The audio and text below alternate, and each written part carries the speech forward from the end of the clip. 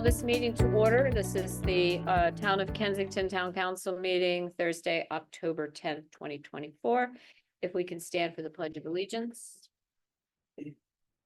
I pledge allegiance to the flag of the United States of America and to the republic for which it stands, one nation, under God, indivisible, with liberty and justice for all.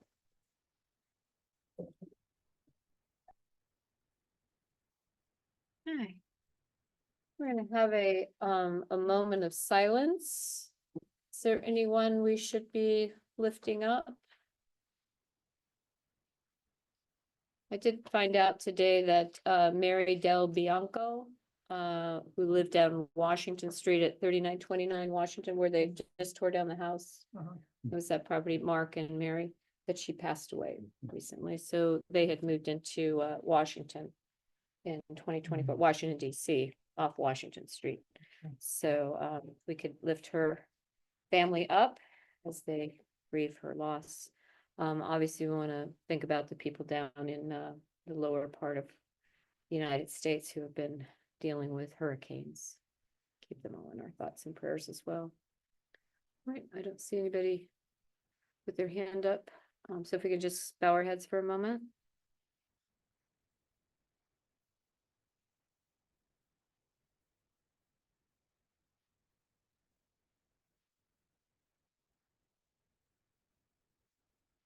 Okay, thank you very much. All right, Council, the next item on the agenda is the approval of the minutes. I did not see any comments from the council regarding the minutes. If you have something, please let us know now. Otherwise, I will take a motion to approve.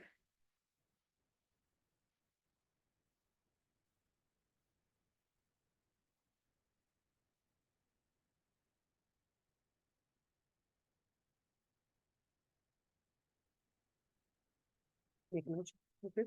Move to approve the minutes from the September 10th, excuse me, town council meeting. There's a second.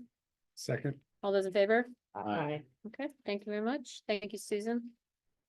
All right, so we're gonna go ahead and move down. Matt, do you want to take the first one? Sure. Town will be hosting in coordination with Montgomery Planning, a meeting next Tuesday, October 15th, between 7 and 9 o'clock, to discuss the Attainable Housing Strategies Initiative. There will be 2 staff members from Montgomery Planning to answer questions from the community. The event will be live streamed on the Montgomery Municipal Cable channel YouTube page. So if you have any questions prior to the event, please send them in. Or if you have any questions after the event, and you want answers, just email the town staff and we'll get them over to Montgomery Planning. Okay. And everybody should have received the information about the meeting on the front page of the Town Journal, as well as a postcard was sent. Okay. All right, Council, any questions about that? I know they will have a presentation. We'll have the sound system set up. Yep. Are you willing to MC the event? Yeah, I'm happy to. Okay. Yeah, Lisa Gavoni from county planning staff will present an overview of attainable housing strategies. And then she, as well as Matt from the planning staff, Bolin, yeah. Okay. As well as one of the planning board commissioners will be in attendance to do Q&A. Oh, good. Okay. All right. And Carrie will be there too, Carrie Sanders? Carrie will not be. Oh, There is okay. a second event on University Avenue. So when I spoke to her this week, Okay. Matt is in her division. Matt Folden is coming here. Carrie's going there. Okay. So one of the board members will be coming. But yes, Okay. Hartwick, one of the commissioners. You know, I'm Yeah. very, not as familiar with the new board. Yeah. As I was with the last one. Okay, good. But I'm just curious what the purpose of this is, because we have what they've passed unanimously back in June and sent to the council for approval, or Mhm. and now we've got these various hearings that are going, listening sessions that are going through. And the first thing the county council says in these listening sessions is, whoa, calm down, everybody. There's not even legislation yet. Mhm. And so are we anticipating that the legislation might amend this, at which point this session becomes a little bit obsolete because what they approved is now changed? Well, they're not gonna do No, anything between now well, and. we They assuming- haven't approved anything. All they did was transmit their draft proposal from planning staff to the county council. And in there, it makes a slew of recommendations, Okay, which the county council will go through all of it and then decide how they want to move forward. One, there's different process mechanisms. One would be, do they do a zoning map amendment and do this kind of community by community? Mhm. Or do they do a zoning text amendment that covers the entire county? And to your point, that's when legislation will be introduced. So there has not been, the process hasn't been defined yet, nor has any legislation language been released yet, nor has the pattern book, which is a big part of this, that dictates massing, location, setbacks, et cetera, areas of conforming to the nearby residences. So in the listening sessions that the county council has held, they have been very clear that there is nothing. That's why we have not reviewed anything or taken a position or written a letter. So the 15th event is really because there's a lot of people within the county, but thinking of the town, who just have not been paying attention, and we're trying to make them aware. So we've asked the planning staff to come in and give an overview, the same one that they did at the listening sessions. I'm sure it will be the same slides. Help kind of level set what was in the draft proposal, the plan, and then let residents ask questions.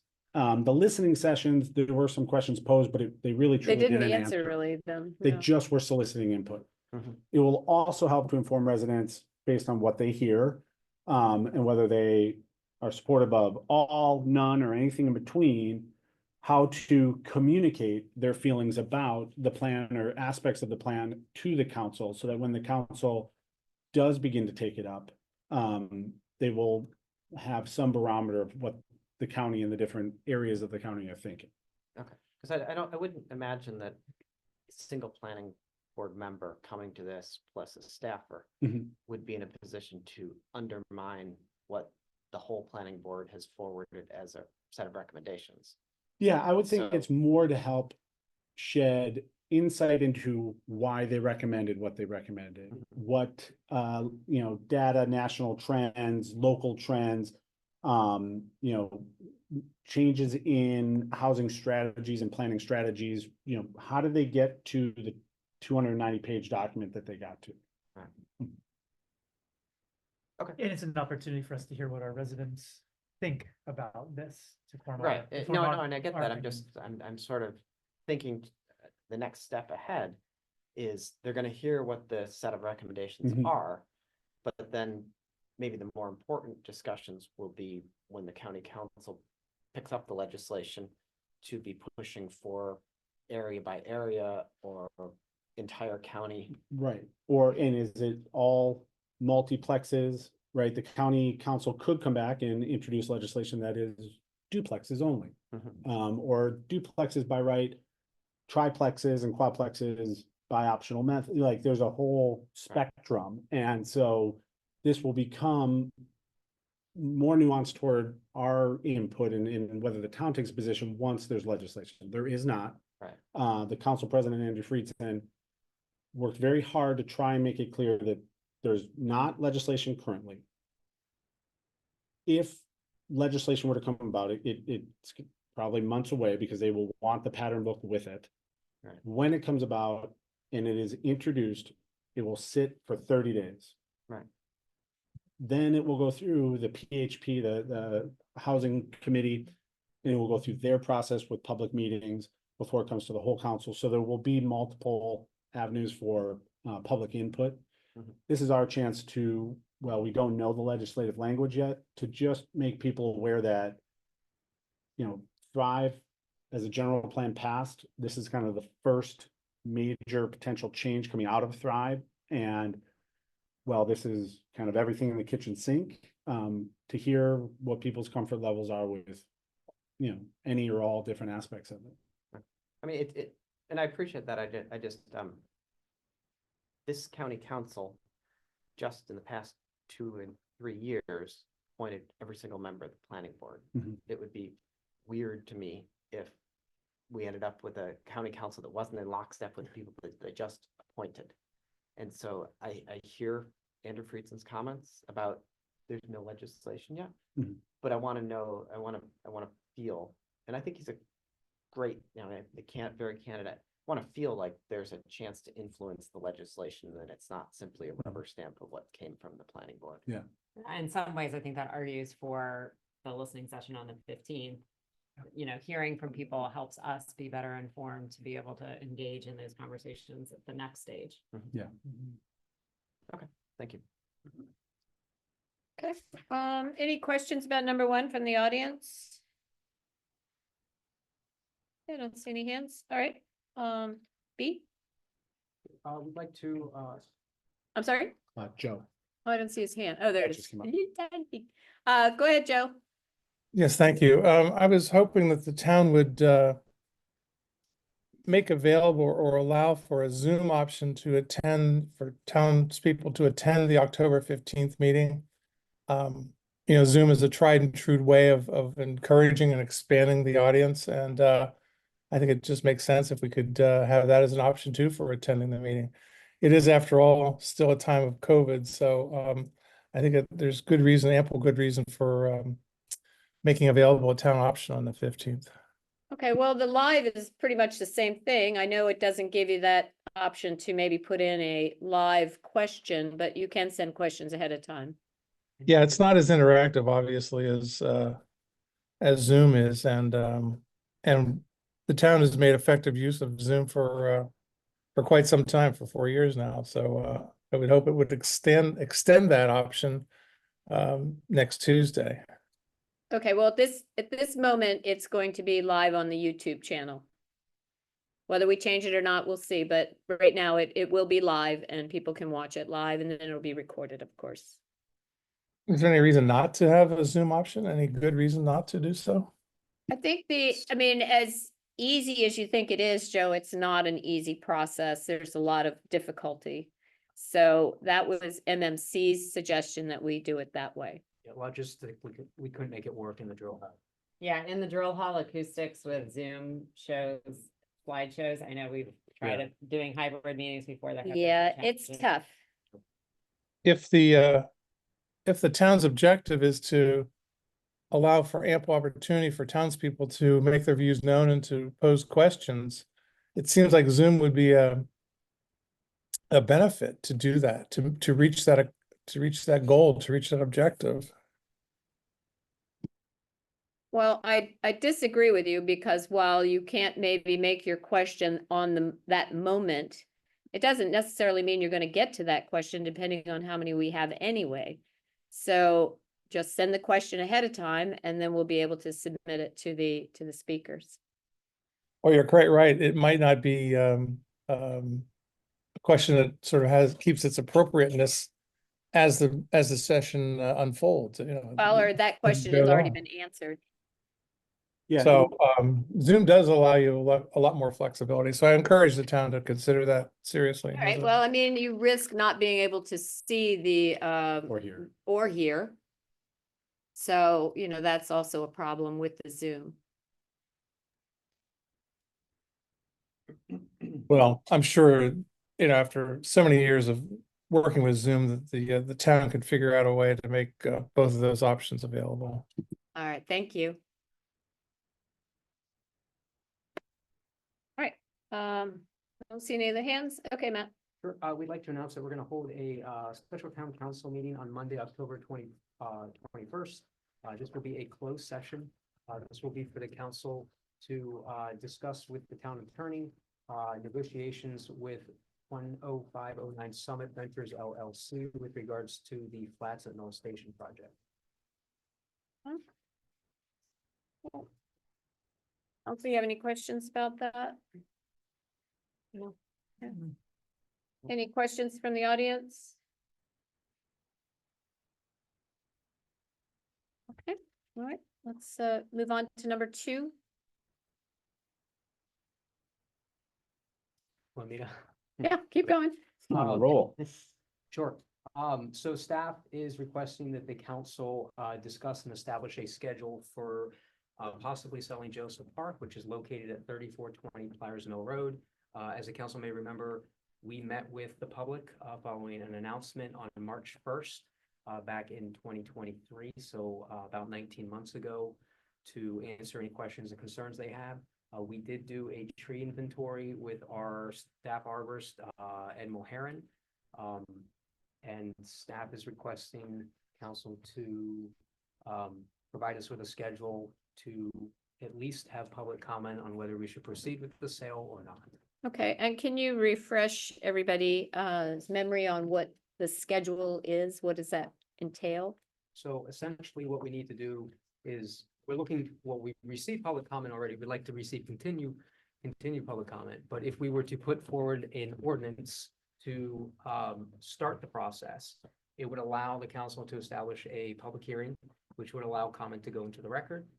Council has the option to keep the record open. Doesn't mean you need to move the following month. And then it would give us direction on how to proceed. There are some administrative tasks that we would have prior to moving forward with this. So we kind of need to get that started if we're going to do it. So. What kind of administrative tasks? We will need to file with Montgomery Parks, as we did with the Servpro property that we're acquiring a property. And if we need to update the tree inventory, which we will, and then That's park and planning, not parks. Montgomery Parks. Yeah. Montgomery Parks. Yeah. And we need to figure out how we're going to sell the property, whether we're going to use a realtor or do it internally or not. So. But in order to, I'm sorry. Go ahead. Done. No, go ahead.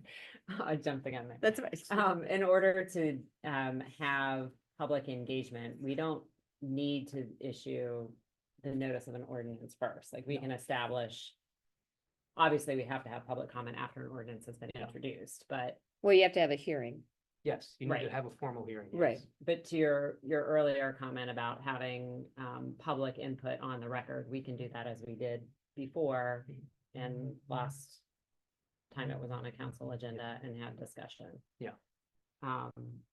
Because my preference would be that we establish a schedule that allows people to understand more the financial considerations before we automatically have an ordinance on the table, and have an opportunity to discuss what the options are for financing the various things that we're looking to finance in near term, acquisition or capital improvements.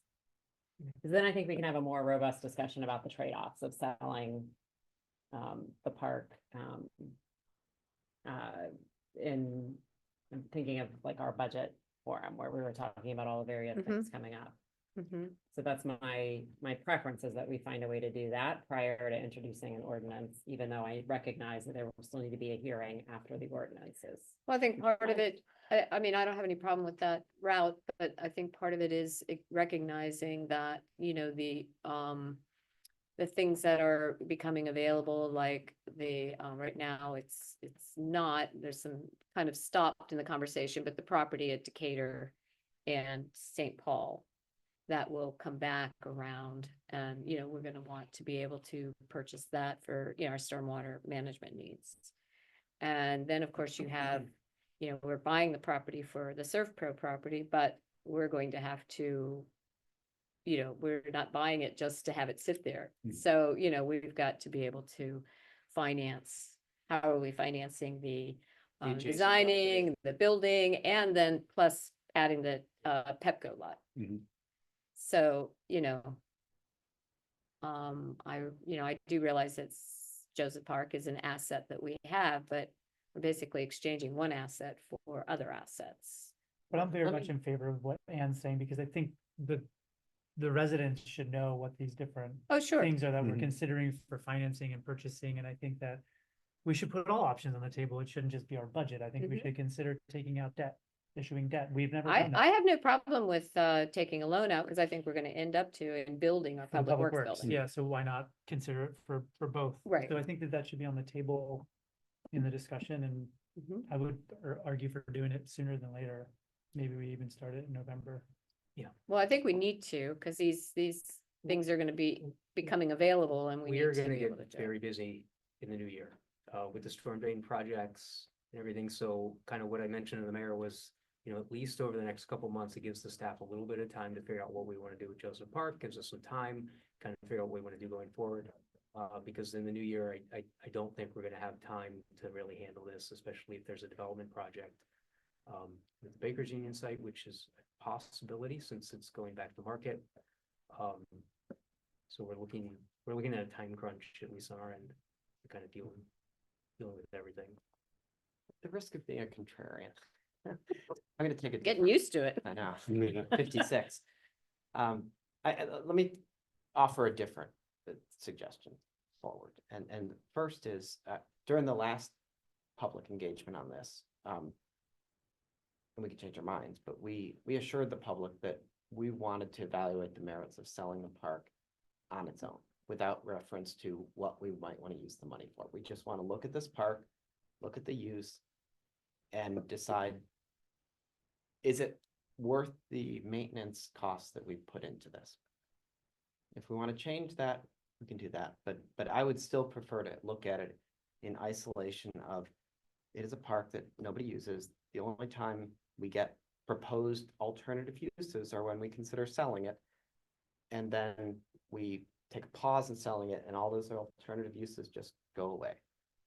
So I would prefer to look at it solely with respect to, is it an asset that is valuable to the community?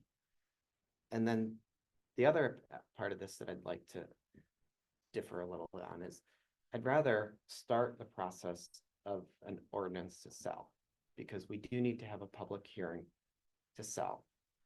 And if we engage in a lot of public process and public record making before we do that, before we introduce the ordinance, the public hearing itself, which is statutorily required and formal, almost looks like a fait accompli. That we've already heard, we've made a decision to move forward with respect to the 2 public engagements. And it's not really, for us to decide to move forward.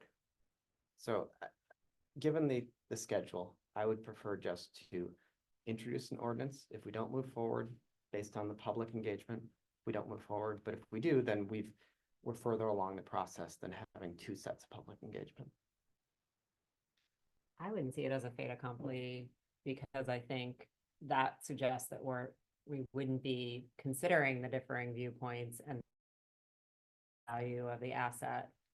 What's the point of the forward. first one? What's the point of the listening session first? Well, I If think we're some of the analysis that Nate was describing, being able to understand the potential budget outlays we have coming for capital improvement, property acquisition, ways of financing them aside from selling, and the trade-offs involved in those decisions. Wasn't that part of our capital improvement event that we had when we walked through? I don't think we went into. Well, I don't mean, think we never went into it, discussed, but we discussed all the things that we wanted to do and needed to do. Right, but we never discussed the option of financing through debt, for Okay, example.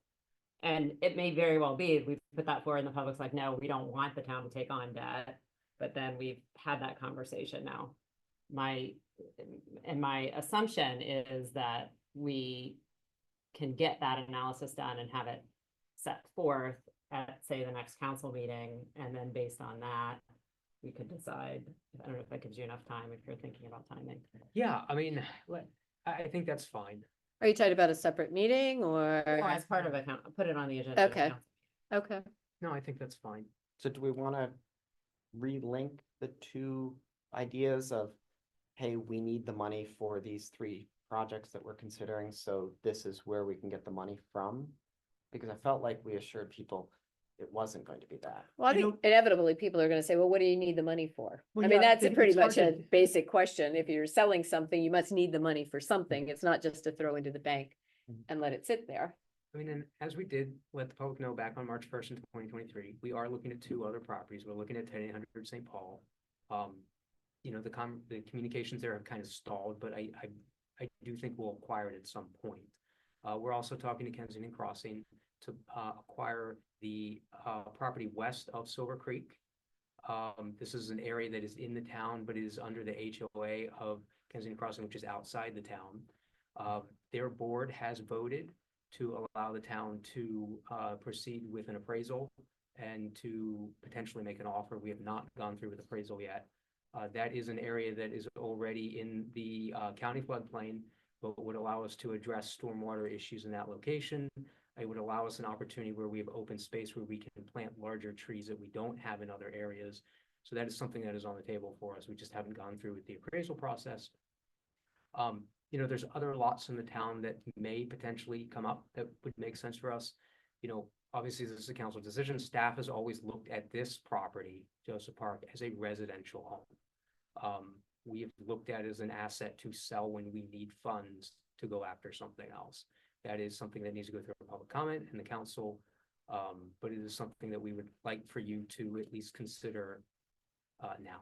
Yeah, I guess, my recollection of the last time we talked about it, and I don't quite recall saying that we were gonna keep it singularly focused on the value and the merits of the park as its own entity. I thought we were gonna consider it vis-a-vis the other parks in our system and try to understand the value of each of them that has to offer. What is the unique nature of those parks? What could Joseph Park be? Because I remember people talked about having it be a pollinator garden, peace garden, some other thing, a welcoming to the town from the east side, coming from Plyers Mill. But I don't know if that analysis was ever done. I can't remember which. I mean, that would be the Greenscape Committee. We did in concert or separately, like you had the arborist look at it, and Greenscape Committee members Yeah. also looked specifically at Joseph's Park.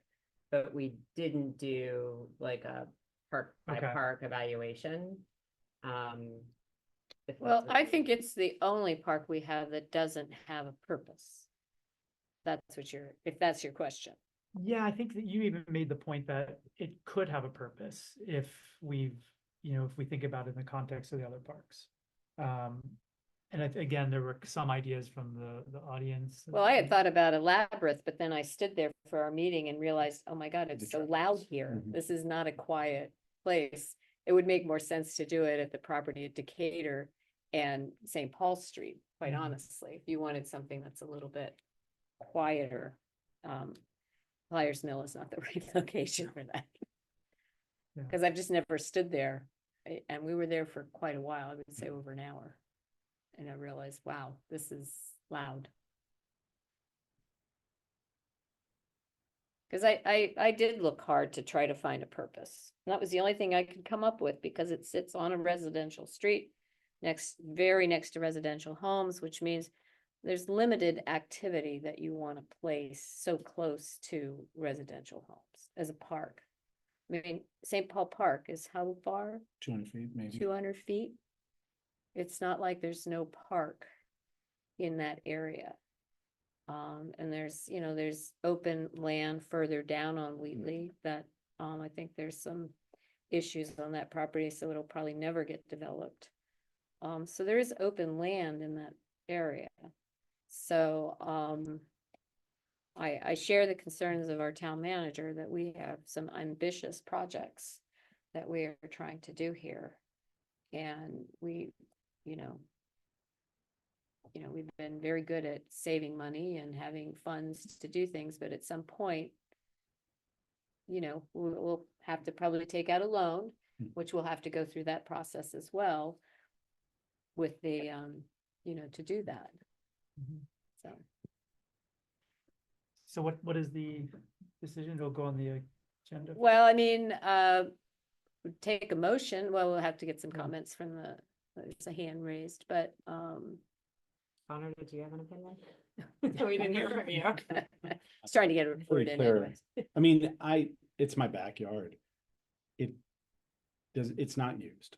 I think it could have other uses. We've thought about many of them.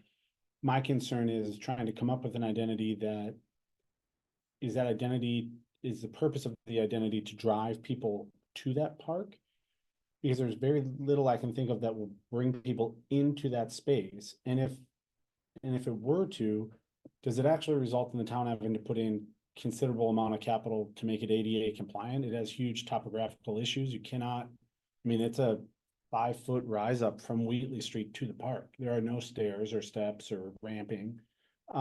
It's a little more flush along Plyers Mill toward St. Paul Street. But as you get to the corner, it drops off considerably, like, depending on the types of uses we think of, it may mean pouring more capital into the park without it actually resulting in people using it. My biggest thing is I sit between St. Paul Park and Joseph's Park. And less than 200 feet away, we have kind of the, one of our crown jewel of parks that we are also putting additional capital into to create new improvements that are extending who can use it and how they can use it and how it can be engaged for events, for different activities, now with range of mobility. And I think that will drive more and more people to St. Paul Park. And so when I sit on my back porch and I look out to Matt's comment, I mean, it strikes me as if the sign weren't there, it would, it's a residential lot waiting to be developed into a home. I think a home would fit more appropriately. The other consideration I have, I mean, I'm not gonna lie, I've put an addition on my home. The O'Connors, whose property sits to the south of it, are in the process of finishing theirs, which has moved their property closer to that, to the park.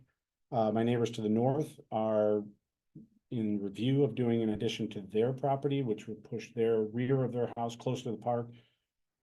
More things, how much more park-like is it gonna be? We're gonna have houses even closer to the property lines. Right, and nobody wants to play when, it's a two-way street. You've got people, if you're Mhm. playing on that piece Yeah. of land, they're within feet of your windows. So they can see you and you can see them, and it's not, you need a bigger space away from residential homes. And so other considerations, which we talked about, but for the record, right, there are, from a tree canopy or a forestry standpoint, and we looked and the tree inventory done, I mean, the one item in the middle of the park is not a tree. It's simply a shrub that has never been trimmed. Yeah. The U tree. And then there's, a cedar, 1, 2, 3 ash that are in fair condition, but likely have ash borer, only because our neighbor who's doing a remodel is trying to bring down the ash that sits right next to the ones in the park. And the arborist they brought out took one drill and he's got to wait till it's dormant. It's riddled with ash borer. But there's a black walnut, there's a cedar, but if redeveloped or sold to be residential use, new trees will get planted, right? And that, I think about the fact that there are, larger trees there. Some are in good health, some are not in good health. So I will be honest, I mean, I was one of the first ones to say we should consider selling it. There's the question of taking on debt or raising taxes or other funding mechanisms versus selling this, I think is worthy to put on the table and discuss.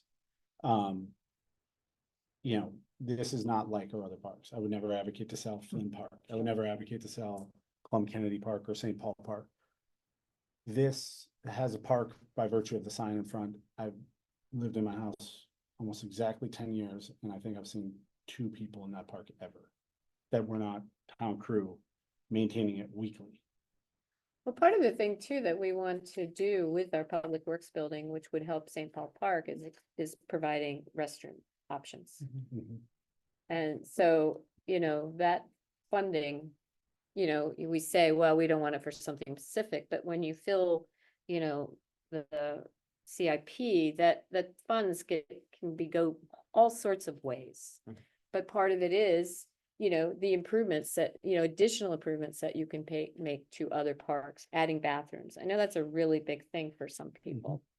And, I don't know about a party room, but I know bathrooms would be bathrooms- really good. I mean, I joke, but quite honestly, Casey and I were out of town last weekend and got a text from a neighbor in an emergency, a bathroom emergency, and luckily we have the ability to open our doors remotely so that their daughter could use the bathroom.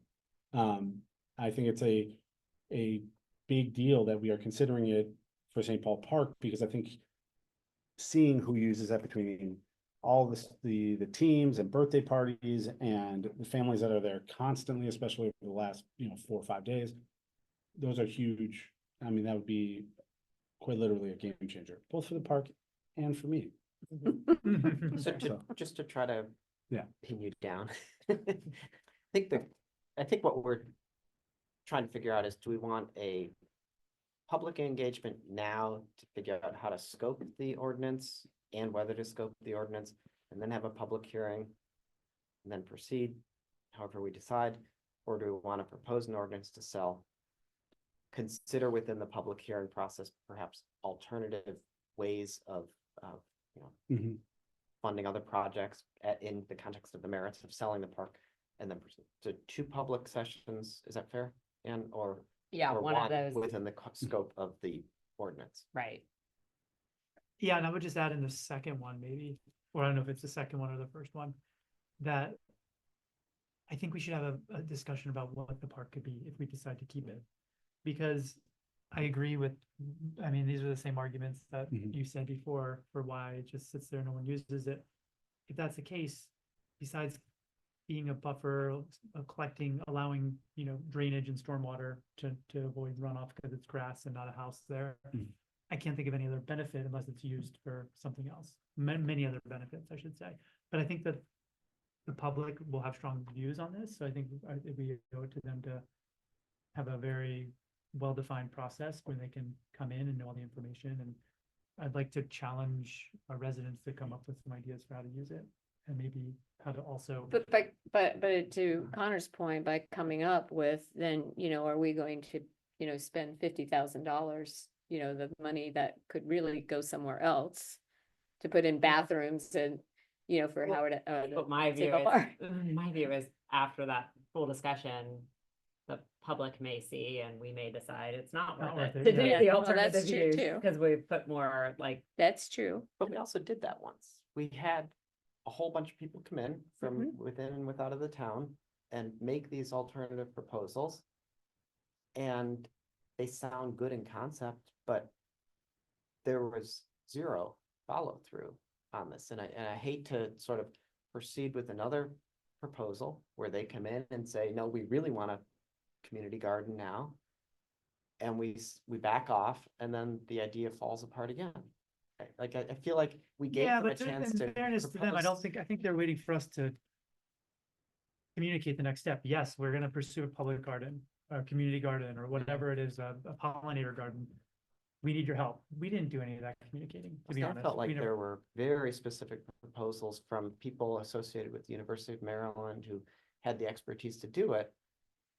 But, and not to, second guess their good faith, but it felt like it was a way to prevent the sale rather than an actual purposeful use of the park. Yeah, I don't think we did genuine follow-up. Well, so that still puts us at the question of question you posed. Yeah. how do we proceed? Yeah, from a process standpoint, I don't have strong feelings other than I don't know that we can wrap our minds around this in one public hearing at a town council meeting, right? I mean, we have to, if we open it up with an ordinance, that starts it, but I don't know if would have to leave the record open and hold a separate session just to tackle all these. I mean, we're gonna try and talk about funding streams, and we're gonna talk about possible debt service or other uses for that park, or benefits of where the money, from that sale could go to other parts of town. I mean, that's, unless I'm all in for a marathon session in November, but I mean, that's gonna be, it's gonna be a lot. I just fear that what Matt is saying will Mhm. come to pass, which is we will have process, get into next year. And then like we did with the last time we considered this proposal, we will defer it 6 months or a year because we Yeah. don't have the bandwidth. The to bandwidth to handle do it. it. Well, and I would be like, hey, sometimes we gotta take tough votes. I think our process should be to introduce an ordinance so that we hear everything. And then, it's part of what we're elected to do, we vote. And if we vote all for, all against, somewhere in the middle, in that moment, we'll have chosen in that moment in time. If we choose not to sell now, who knows? maybe a new use for the park comes about, or it comes up later at a different time in the town's, growth. But I do think it should be, I would be in favor of introducing the ordinance just so that we can have a real conversation that if we agree through that process that, okay, this is what we want to do, then we take, we move to a vote. And not just have a conversation for years on years. No, I would agree, like, there's no point in doing the extra public engagement without plans to move to an actual decision. Otherwise. Of whether in we're this- going to do, Of whether we're going an to ordinance? sell or do something Okay. else with the a park. resolution. So I would not want to do what Darren is worried about, which is have a public session and then let it fall again. Mhm. Like, I think that my proposal was, let's have a public session where we lay out more of this information prior to moving to an ordinance. Well, and given that we do have waiting periods, where we have to do something, we have to advertise, we have to wait. Matt, right now in the fall, can we work on that? What would it mean to go into debt? What would it mean, if for these other uses that we have, and then feed it to people? Could it also be conveyed during the next meeting when we introduce the ordinance, that Yeah, you I mean, provide the information to the public at the same time? Yeah, I mean, we could just take another step and ask the community to meet with us again, see if their opinions have changed. I mean, it's been 19 months since we've discussed this. We There's got a been lot of changeover in we residents. got a lot of good feedback. I thought it was pretty good. There was no consensus that came out of that meeting, but I mean, maybe that's the step. I really, I would like the council to move forward with this and make a decision, whatever that decision is. Because if it's off the table, then we're gonna figure something else out. Mhm. If it's on the table for us, then we want to know that it's a possibility to sell, because it changes how we're gonna do things, especially over the next 3 or 4 months. So that's kind of where we're looking at it on a staff side. It would be a considerable amount of money to the town. As the council knows and the public knows, we have some acquisitions in front of us. One of the acquisitions is more than we initially anticipated, with the M&T property. We know that we have the second Pepco property that we need to acquire, which is probably going to be similar in value to what the sale price of this is, probably within $80,000 or $100,000. We know we're going to have to take debt on the public works facility, even with Green Bank help, grants from the state. We know we're probably going to have to take debt on that. It would give us a better direction of how we need to proceed with some of the other things that are in front of us. As you guys know, we are working on a lot of things. Well, we are investing in the future, Yeah. is what we're doing. And this town has gone for, I mean, with the exception of this building, which we have invested quite a bit of money, but we've gotten money from the state as well. But, we are deferring a lot of maintenance on our public works building right now, the current one. And, when we get the new one and are able to add the Pepco property, we need to get moving. We can't let it sit for 10 years while we're trying to figure out how we're gonna do it. And as the council knows, and maybe we don't say it publicly, but as the council knows, there's other properties that we have looked at, 2 that have been mentioned tonight, but other areas where we could address or potentially acquire property that would make more sense strategically. Joseph's Park is right next to St. Paul Park, but there's other areas in the town, specifically on the north side, where maybe we haven't had a conversation yet, but we could potentially have a conversation, where it would make more sense to create open space or maintain open space as opposed to Joseph Park. Again, Sure. we're just staff, but we've always looked at this as an asset to get something else. Historically, since I've been here, and that's why I'm kind of asking the council to address this now. 2 questions I would have that I think would benefit the conversation. One is, have we had a recent appraisal done of Joseph's Park? Anything that would indicate what we believe the market value would be? just based on sales on the Mhm. north side, obviously we have received some unsolicited Okay. offers. They have been, what I would say, competitive with what other lots have gone for on the north side.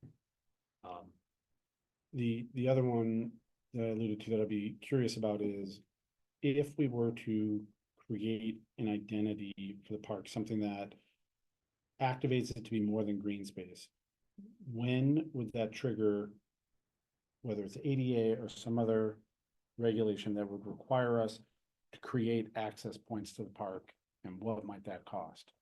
That's something we have to look into. Yeah, I guess it depends on what we want to do. Mhm. I mean, as you mentioned, there are some topography issues. Yeah. I will say, if this, I don't want to get too far. If this were to be a residential house, it is a corner lot. It has 2 front yards, which means it has 2 front setbacks. It has a rear setback and a side setback. You are not going to get a 5,000 square foot home on that. Mhm. There's limitations to it. There's always conditions you could put on the property for the replanting of trees. It would be difficult for any developer. Obviously, they're going to want to put a driveway. It's going to have to come off of Wheatley and not Pliers Mill. You know, obviously, you're going to be taking up a lot of space there. To get through, there's going to have to be a retaining wall. It's not the easiest property, but it is a corner lot in Kensington, so it will sell and sell quickly.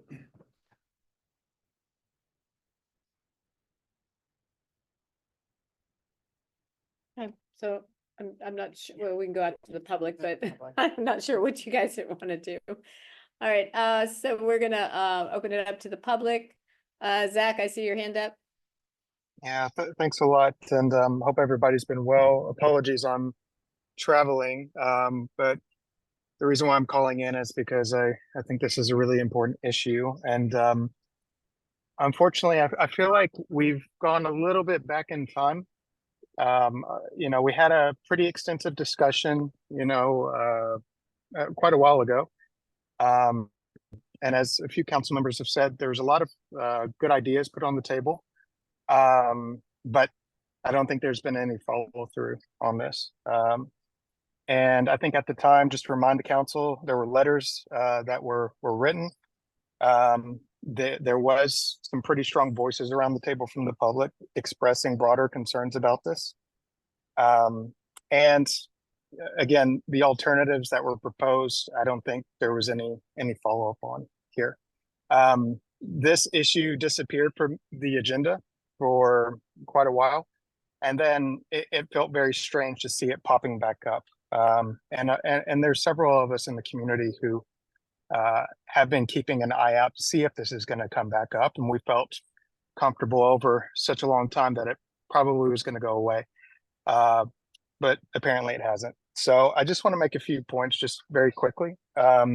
Actually, before I get into that, I know there's been a few comments about value here, and I think it's really important that we take a step back and understand what we're placing value on. I keep hearing terminology such as, you know, the use of the park, the identity of the park, as if it needs, you know, feet or, you know, on it and things like that to create value. So I want to challenge our views of value of this land, and whether or not it needs a number of people who visit it. It provides value just by being land and green space in the community. I just want to put that out there. So just on my point. So first, I'd like to ask if putting this back on the agenda has been really motivated by the staff, or is it really council members, or, you know, where do the different council members stand on this? I think some of it's coming out clearly in the commentary so far, but it would be very helpful to know who's really pushing for this piece of it. You know, for instance, discussions about bathrooms and stuff, this was never on the table when we were discussing it last time. So I find this, we're a little bit all over the place here. And so I do think it would be helpful to get clarity on, are we coupling it with other capital improvements, and this is the critical piece of the puzzle, or are we just looking at it on its own? The second is, I would like to underscore the major concerns we have regarding the issue itself. And I'm speaking on behalf of a few people in the community. We do not believe public parks should be sold, period. And the last point I would like to make here is, if the council wishes to move forward on this, there will be a coalition of citizens who are ready to fight it, who who really have a strong stance that says, no matter what the rationale, we don't believe that we should be selling our parks. So I put it on the table just so that you're aware that there are views in the community out there with this. There's strong views, and I just think it's important that you're aware of it going into this discussion. Thanks a lot. Okay, thank you. All right, so how do you want to proceed? I don't see any other hands. Just direction from this. No, I Yeah. understand, but I'm hearing two meetings. You want to put it on the agenda for next month as well to Yeah, and- craft the My proposal. resolution? My proposal that I brought up earlier is that rather than going to an ordinance to sell, we have it on the agenda for next month. I know Connor's pointed out it might be a full discussion, but Okay. could overtake a full agenda, but I'm saying we should have a public engagement process that lays out the considerations, including, I guess I am explicitly linking it to these other Sure. points. To your point, Tracy, I think it's on the it's on the table because there's a question about all of these other things that the town There is, looking to do. as I said, we are prepared to make big investments in our town and we have to pay for them. Right. And So, how are we going to do it? We brought up this asset 19 months ago. And, I'm sorry, but things, as we all know, take a certain amount of time. Government can move very slowly because we get distracted with other things.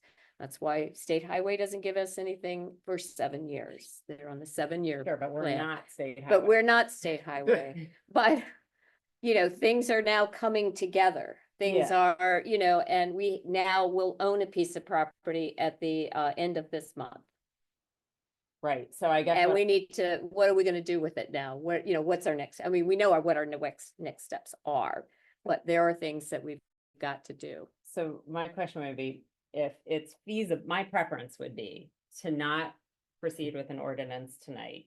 but Well, to we're not, instead we're not, plan- there is no ordinance. I know, Yeah, but okay. to start the Recommend process, proceeding. to Okay. recommend. Yeah. But that we, at the next council meeting, have this on the agenda and have an opportunity to understand the financing options. Not just the sale, but other financing options. Yeah, and I The think the ordinance- public should know, sorry, real quick, I think the public should know in that meeting where this falls, like what is it, the potential piece of the puzzle for financing the various things that we're going to acquire or want to acquire. And on the table has to be all of the financing options, right? I think you would put on there everything we've discussed, but I think you'd have to even do tax raise on there too, because I think it's, if we have to acquire these, if we're gonna invest, that has to be an option that we consider. Tax and debt, you're saying. Yeah, I mean, those are two financing mechanisms and the public should be able to comment on those. Right. And if they don't, if it's, like, I understand the person who's commenting Zachary's points, because I think there's going to be a set of our residents that have a strong opposition to this, no matter what, but at the same time, it's important to us to give the information on what will finance it then in its alternative. And I tend to, that position tends to resonate with me because I see the intrinsic value of green space and open space, period. But as a decision maker for this town, I need to be able to look at we need to be able to look at all of the differing ways and the balance of the trade-offs for the ways that we can finance it. So basically you wanna hold a kind of a public hearing next month, more or less. I'm more than happy to relink it to the other priorities. I'm just having trouble getting my head around the ordinance itself, because I think the ordinance itself will simply be to approve the sale of the property. I guess, And I don't know if, given that a lot of these other expenditures will take place in a different budget year, will take place before a different council.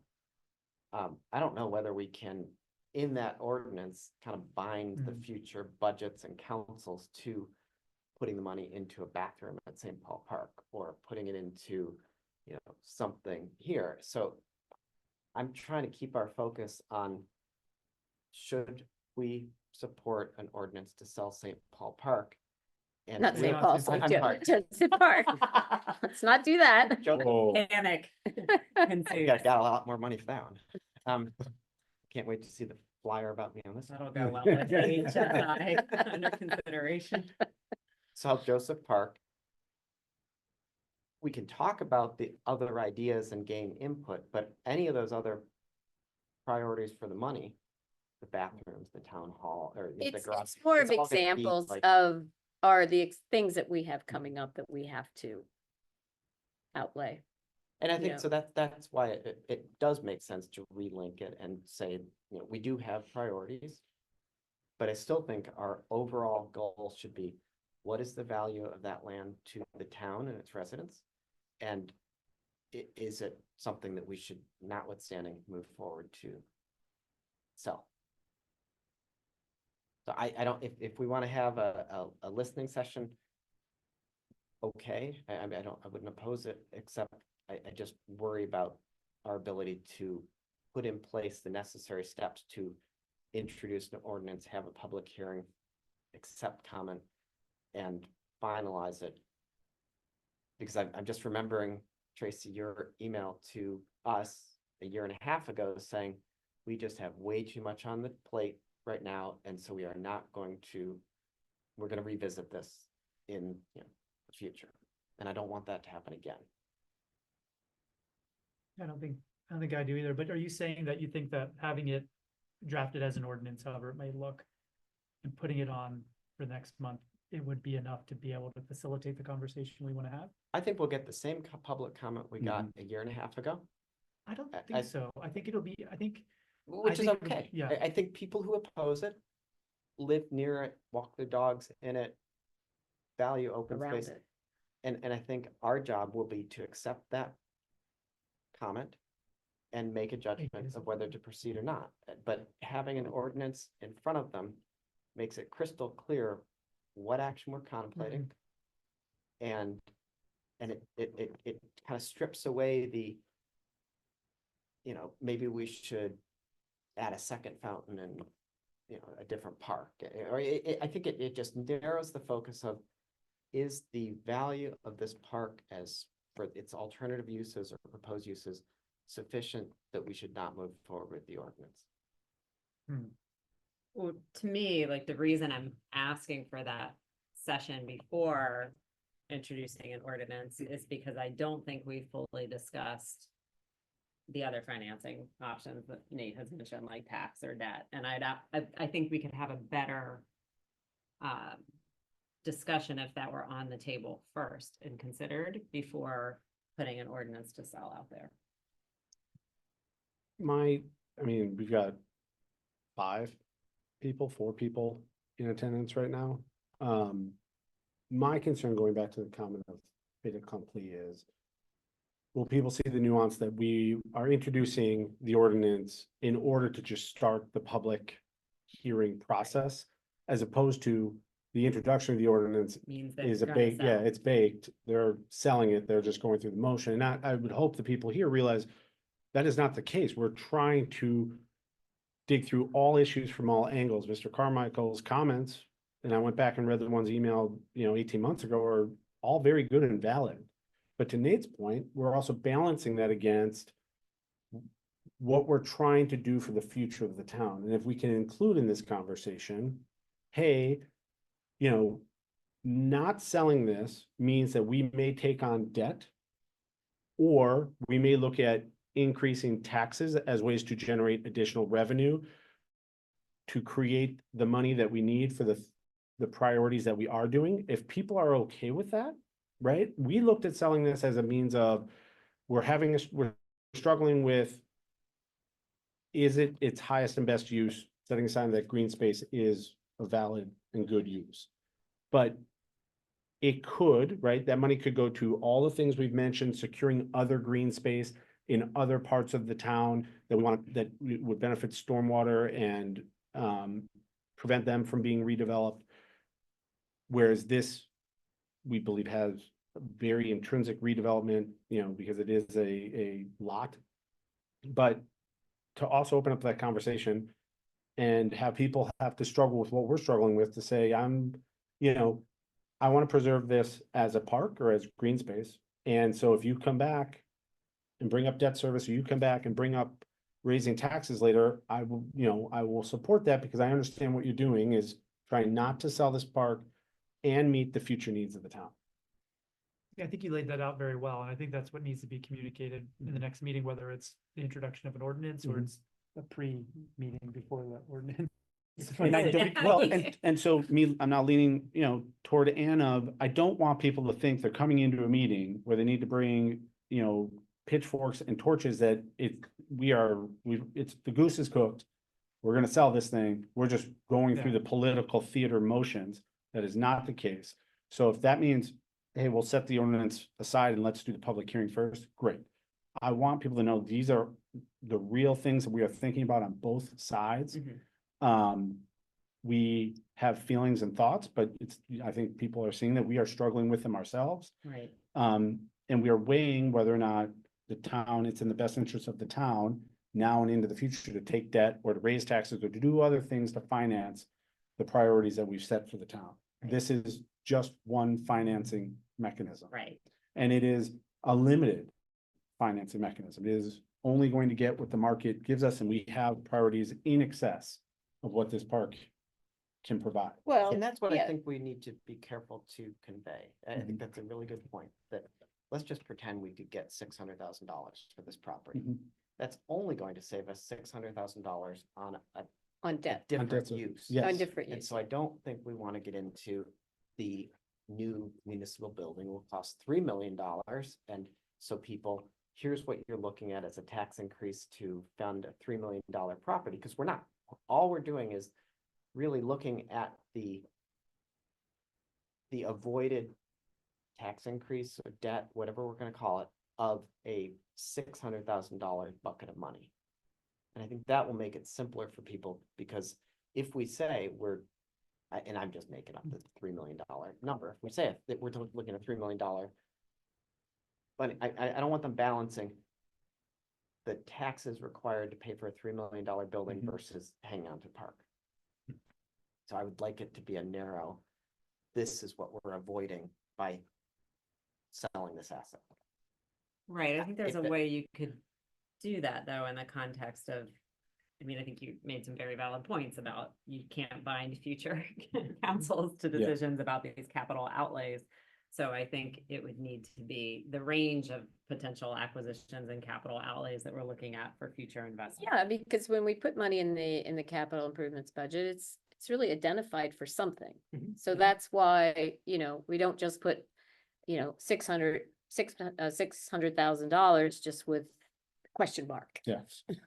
So it has to be assigned for something. Mhm. So, whether it's to help build the public works building or whether it's to get land somewhere else in the town, that can be changed in the CIP, but we again, we don't put it down with a question mark. We'll figure it out later. So it's Okay, still not so coming clear on how are around. we. How we're proceeding. Connor, you started to say. So I want people to come and have an open and honest conversation, feeling that we truly are here to hear all sides. And so if that means a public hearing or a, listening session, whatever we want to call it first, then I'm in favor of that. So they don't think that just because we're taking a procedural move, that it's, it is misinterpreted as a done deal. Right. So am I hearing that at the November meeting that maybe we have dedicate the first hour to a listening session regarding this? But there's not going to be a resolution on that agenda. We would look at doing that in December, depending on what we hear. I think it would be important for us to sit down together, though, in a work session after the listening Mhm. session, though, Yeah. so that we can discuss it amongst ourselves. Yes, with I think that would be really important. I agree with that, and with the request, would the town staff be able to provide at the November meeting, before opening it up to public comment, some information about the array of potential acquisitions and capital outlays and options around debt and tax financing, even though we're not linking one to one. It's an array, so that we've got that information available for public reaction. Yeah, that's fine. Okay, thank you. And does that give enough time then, if there were to be an ordinance introduced in December? Yeah, I mean, we're not getting anything official. We're just, I mean, we already know some of our avenues for debt service. You know, trying to figure out a property tax increase is gonna be a little more difficult because, you know, it'd be really easy to raise taxes to get $600,000.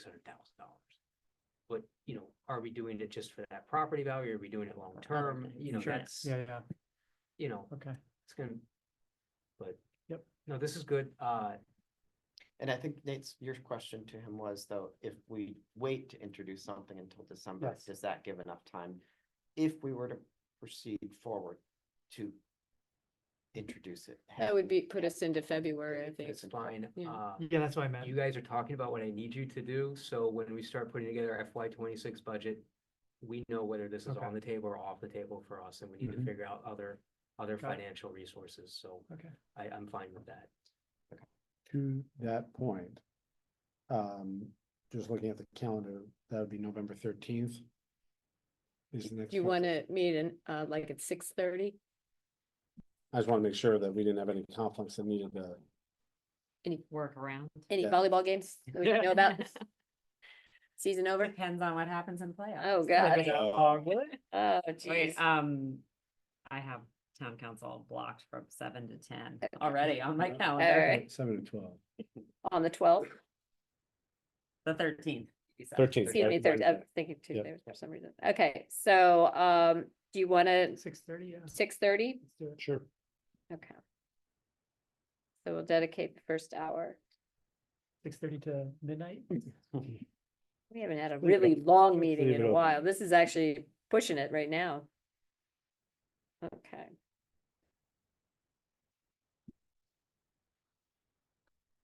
All right, thank you for the, that was a good conversation. All I ask, Zachary, everybody you want to talk to, just convey to them that we want this is, we're trying to put everything on the table and hear from everybody. Okay, Mayor, do you want us to send out a postcard for this? wouldn't be a bad idea. Mhm. Yeah. Do you want to create a portal of some sort for people who can't come if they want to share an email or something that they can send it An email to? Alex. Yeah. Well, okay, I don't know if she wants to undertake smiling. that. Yes. Okay, I just think that would be helpful for the Mhm. people that can't make it to that meeting. Okay, cool. All right, I know we have our town attorney is here. We are actually going to close this session, but I would like to finish, get down to the town manager. We need to discuss something quickly with her before we move down to the third resolution. She's got a couple of some information that she needs to provide to us before we go down there. All right, so let's finish the are we gonna- this section. You want to finish the 3 and 4. Okay. Yeah, I want to finish the top. So I think we're done with number 2, so let's move down to number 3. You're putting on in. Sure, happy to quickly. Go quickly now.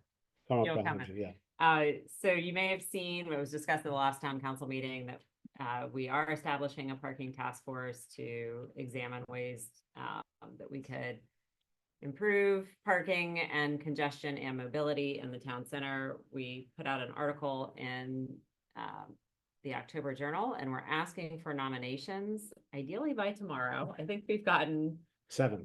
7. Okay. 1 during this meeting. Okay, excellent. We're asking for nominations from residents and business representatives who are interested in helping us examine and analyze our current parking capacity and needs and come up with short-term and long-term recommendations. And we're hoping that we would be able to kick off our work by the end of October, early November-ish. We'll see. Okay. And I think wanted to flag for folks that we anticipate needing to engage an outside firm or consultant to help with some analysis. Yes, that's yeah, what we wanted to make sure that Yeah, everybody in the was CIP. comfortable It's with in the budget. that you know, including you and Connor. Oh, That and it's- I very much know that we need to do. Okay, an good. outside consultant. Okay, And I've talked with Montgomery County Planning, Carrie Sanders specifically. You know, she is more than willing to make the county's parking they'll just say experts less, available. less, less. They will, but what they want to do is focus parking in specific areas. I very loosely talked about some of the, what we're trying to accomplish, and, you know, she's like, actually, you're thinking about it in the right way, you know, this 500-foot walking shed. That it doesn't need to be parking for every building in front of every building, you just have to have it in strategically the right spots. And then she really encouraged us to do something that Ann and I already had on our plan, which is that the town really should begin to look at parking management solutions. And they have experts who have done all this, because what they have, the research shows and they have shown is, you know, if you don't have a mechanism to enforce these spots to be turned over, to incentivize people to stay the amount they were meant to stay and then leave, you don't create the kind of parking that you need, active parking. You create the potential for just car storage for people. Does that, well, I think most of the spaces that we have around here, that they would get turned over, more than, you know, I guess, unless you've lived, you know, you're just parking your car there illegally, but, are we talking about like, workers that, you know, we're gonna be No, there she- for 6 to 8 hours No, she for a really needs, workday, you or? know, like a park mobile solution. Uh-huh, And then you need some sort of enforcement mechanism to go with it, right? Okay. So that people feel compelled, and Park Mobile was the example she used. It's great because you know, it's on your phone, it's telling you, you're seeing the clock. So you just feel you have to move the car, but that works so long as there's good enforcement where, you know, yeah, that you get a comes in parking ticket. enforcement, and it Yeah. also comes in, are we charging them to park? But I think we're getting into the things that Yeah. we're saying, Yes. the task force and the consultant will. Okay. help Yes, realize to it. sort We're out, okay. Previewing. So Okay. yes, these are all topics, you know, do we have street parking right? How is it sent? Part of it's just to create an inventory, make sure our inventory is accurate for staff, right? Right, Because we get requests routinely from residents to alter our signage and restrictions along street parking. And so this gives us an opportunity to use this committee to inventory our streets and, you know, what is signed and regulated now, what is not, what is regulated by permit, what is just regulated by time, is it the right mix? And okay, and because- will they do, directional signage too? Designing that type of thing to direct people to I where think parking? Oh. if it's like a wayfinding system, Yeah, right? that Oh, would be, wayfinding, I oh, think okay. part of it would be for Sure. consultants to tell us like what works, like I what mean, kind of. I would imagine, and Connor, you and I Yeah. talked a little bit Yeah. about this. Here we are doing it live. I would imagine like scoping the work of what we need a consultant to help with will be one of Yeah. the first things the task Okay. force has to do. Okay, And then we'll figure out pricing It's gonna be a lot of and work. cost for you range. guys. So this is. so like- maybe we'll need money for that, pick that in the budget. Well, no, it's like so needed. We So have nice. funds for a consultant. We put Yeah. it in specifically for the DRB because we Mhm. thought something else was gonna move a little Right. quicker than it is. So there's some funds there. Yeah. For traffic, and we've used a traffic consultant before. And we can provide the committee with that report, and they can decide if they want to reach out to them again or use a different Mhm. firm, so. Okay, good. All right, does anybody have any questions about, number 3? Joe? Yes, thank you. I saw the QR code in the town journal and tried to download it, and I see that it's restricted to people who have Google accounts. It clicks over to a Google Docs account. Not everybody has, you know, uses Google products because of their intrusiveness and their privacy policies. So is there another alternate way to download an application? Should one be interested in doing so? I mean, Joe, you could certainly email, you know, I think. well, Email not whom? filling- Just email the town. I brought this to the attention of the town manager And he brought it to my attention to bring up tonight. okay. You- So what's the procedure then? Without filling in the form, which I think is your concern, you can go to the form, which I think you've already done. You can see the information we're looking for. If you just put all that into an email and send it to us, that'd be great. Yeah, The biggest thing we're looking for is, who are you and how do we get a hold of you? Your town affiliation, we're trying to make sure that this is a representative committee that has both residents and business owners. Right, I Um, understand that. I understand that. I just want to know how, if I'm interested in filling Yep. out the yeah, application, just how the take all the best way to questions that do are on it. the form and just answer them in the body of an email and send it over To whom? to the town. To the town. What email address do you want? You can email me. Uh, please send it to Matt Hoffman, town manager, All right, thanks. and then he'll get it to me and Ann and we will, yeah, and so thank you for, happy to do that, Joe. Yeah, it's just, the assumption that everybody's using Google and Google Docs, I think is a misplaced assumption. It's not And an there's good assumption, reason Joe. not to use it, It's simply a tool. We could have chosen any other tool and we could have had the same criticism about that tool. I have no opposition to you not liking Google, just email over your information. I'm just thinking options rather than restricting it to one application form or another. So I'll do that, thanks. Any other questions? I'm good on the direction. Okay, number 4, town hall, office renovation. Council, we are working with Margaret Upton. She has provided a sketch plan for a new floor plan for the town offices, which is located on the 3rd floor here at Town Hall. She's currently working with an engineer and a contractor to put up a price so we could potentially put out an RFP. Nothing's official at this moment, but we just wanted to provide the council and the public the site plan of what potentially could happen. Obviously, we don't have pricing yet. We have not put out any RFPs. It's not budgeted for. We just kind of wanted to let the public know what we are looking at potentially for the offices at Town Hall.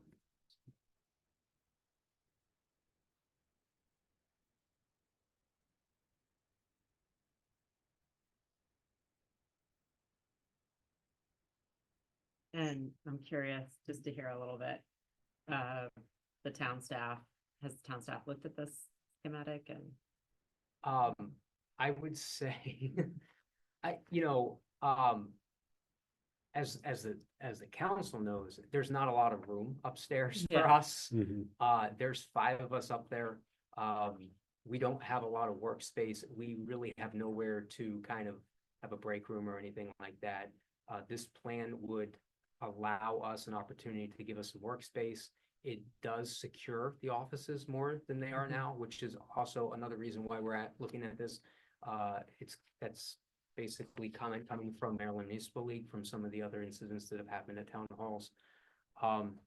This would give us an opportunity to also allow individuals that are coming into town hall to know where to go. One of the biggest issues we have is someone walks into town hall, they don't know where to go. Yeah. They end up in the drill hall, they end up downstairs at the cable station. This would at least get them upstairs and have a window that. Well, they go right into Alex's They office. go right in Alex's office, Right. No, I agree with the Yeah. need. Yeah. for Yeah. Better use of the space. I'm just curious if the initial sketch has been shared, if you've gotten input from town staff. Yes, yeah. And people are feeling good about it. I would or- say it was favorable. Okay. Yeah, I would say that as well, and I think because, They were excited. the doors could also have a fob that if you really needed to, lock down, Yeah, you yeah. could just create a fob system and Yeah. people would get. That's in all I there. wanted to know. Yeah, it was, I was a little concerned, but the staff was a little more favorable towards what potentially could happen than maybe even I thought. So. Yeah, okay, good. I just had a quick question around what happens to Alex's office now? So it's Just gonna get raised up? raised. It gets raised, okay, So because I was it- wondering, there was no steps. Yeah. down It into actually the has the same roof built line, floor up. to ceiling yeah. line as the mayor's office. So the plan is to raise it up. And then basically, if you walk into my office, that would become Hallway. the Oh, hallway. I see. And then you would walk all the way, you'd have the different doors at the ends. And then Margaret believes that, and she's just checking with engineering, that we can take the existing roof access, make a 3rd office on that location, Next to the elevator. next to the elevator, and then still have enough room to have an open area with seating and then the front reception. Yeah, the ladder to access the roof would just be one of It those would be that a you would pull bring down. down Yeah. like you have in Yeah. an What would attic. happen to the bottom part of Alex's office? It would just get raised. So like instead of Fill walking in up the more steps and subfloor. seeing a door, you would see a wall. Yeah, but what's below, what's at that wall, like where her office is now, because it starts a floor above. So she would just get raised up and then the door would enter into her office at the same plane as the mayor's office. Let me put it a different way. This is a possibility for that dead space now that is under the not floor talking of about- Alex's office to maybe be storage or something else. Probably not. You're only raising it, what, maybe 3 or 5 4 feet? feet? Yeah, it's not a full floor. Oh, No, I but mean, flags yeah, and. but it's- big yeah, and you just- Connor, Yes. anything they'd put in there would be there in 100 years. It's Well, not. Oh, you know, gonna they be could there. stash Connor's candy from Labor Day Yeah, there. well, there is Margaret has proposed a storage unit at Yeah. the end of the hallway. Yeah, Okay. Which would Okay. help address, it's like putting stuff under your bed. yeah. you That's know. small, okay, I- right. And no need to like have an extra place to build new ductwork or So- HVAC underneath Yeah. that No, raised. that is one of the reasons why Margaret is working with the engineer. We do have to move some of the ductwork. Yeah. They did come and do a walkthrough. They're confident that they don't have to move the smoke detection system. But there is a few areas that they'll have to move the ducts. It would be new lighting, new ceiling tile. And we did request in the pricing to put in, to refurbish the existing hardwood floor under the carpet, which is there. So, That's nice. The plumbing So- would need to move too, no? There's a little bit of a plumbing move. You'll Moving the notice that sink we are gonna to get Susan's a office. real Full-size sink that you fridge, can fit a coffee Not pot a under. cocktail sink. And, once we have some pricing and a better idea of what this might cost, we'll bring it back to the council. And see if it's something that, potentially we could handle under the CIP if the council allows us to move forward, or if it's something we need to put in the FY26 budget, so.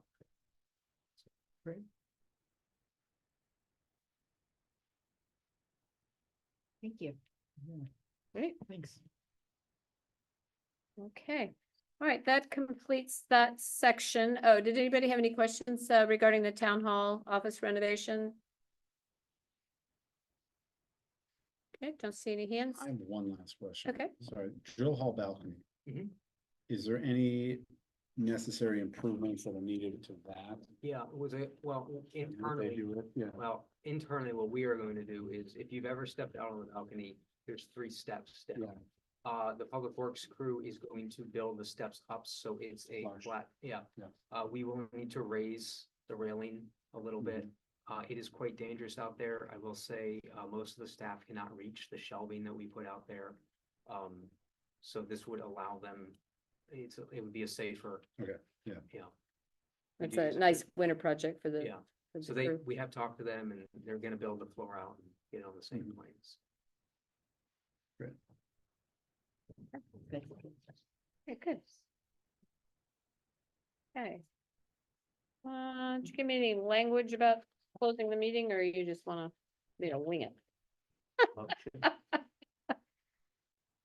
Move to close, with the opportunity to consult with counsel on legal matters. Okay. I will step out in the hall when we're finished, so you can come back in, okay? Yeah. So, So we are going to take a few minutes. I don't think we'll be more than about 10-15 minutes. Do you think that's about right? I think that's correct. Okay, so anyone on Zoom, we're gonna put you back into the waiting room and then we'll come back and pull you back as soon as we're done. So I need to motion to close this meeting so that we can consult with our town attorney on a legal issue. I'll make a motion to close the meeting to consult with the town attorney on a legal issue. Second, Second. all those in favor? Aye. Aye, thank you very much. Okay, we'll be back as soon as we can. Perfect timing. Go ahead, Matt. before you this evening, is resolution number R-16-2024, resolution of the mayor and town council of Kensington, approving a variance to allow the installation of a 6-foot fence within the front plane of the property located at 3417 Flyers Mill Road. Council motion to have staff approve a variance in favor. As you'll remember, this is a corner lot.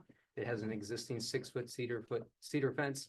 They are looking to make it vinyl, however, since the fence was originally installed, our code had changed, which requires a 4-foot fence in the front plane. And this resolution would approve, the 6-foot within the front plane. And the adjoining neighbor, just for the record, did not comment We on it didn't- either we- way. We did not receive a comment from Right. any of the adjacent, or confronting properties. All right, any further questions, council? None. Anyone in the audience? Okay, can I get a motion? If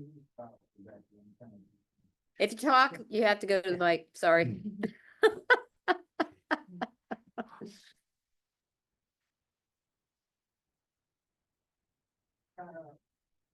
I know, for the record, just have to give your name and just a street. Yeah.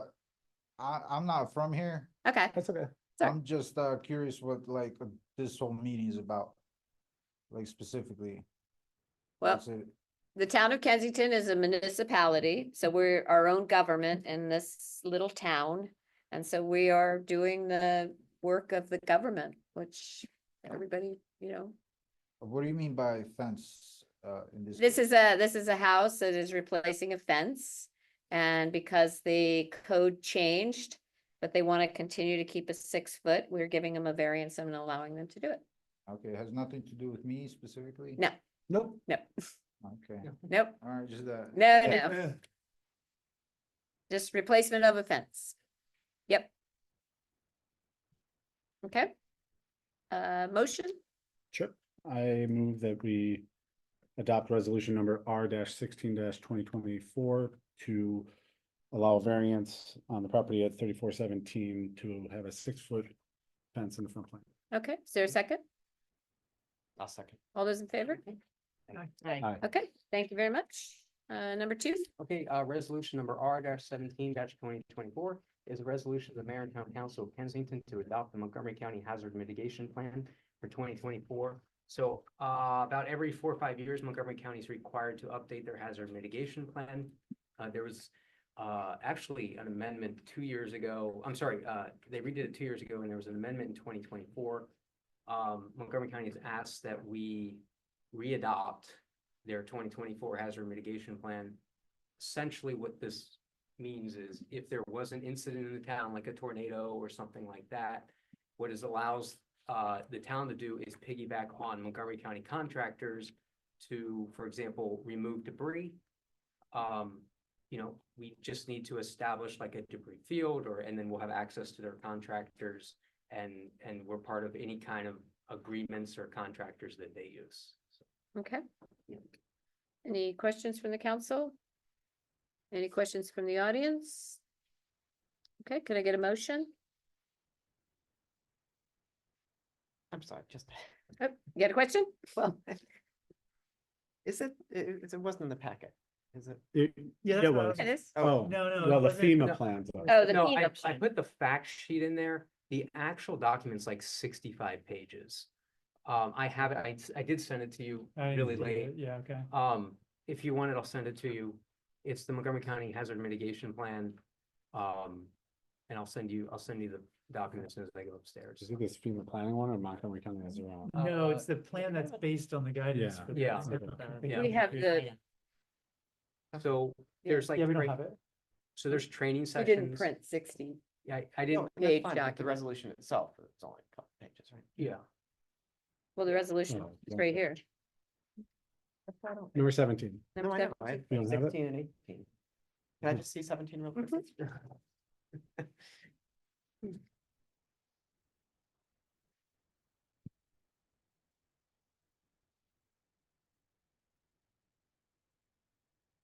You good? Yep. Okay. All right,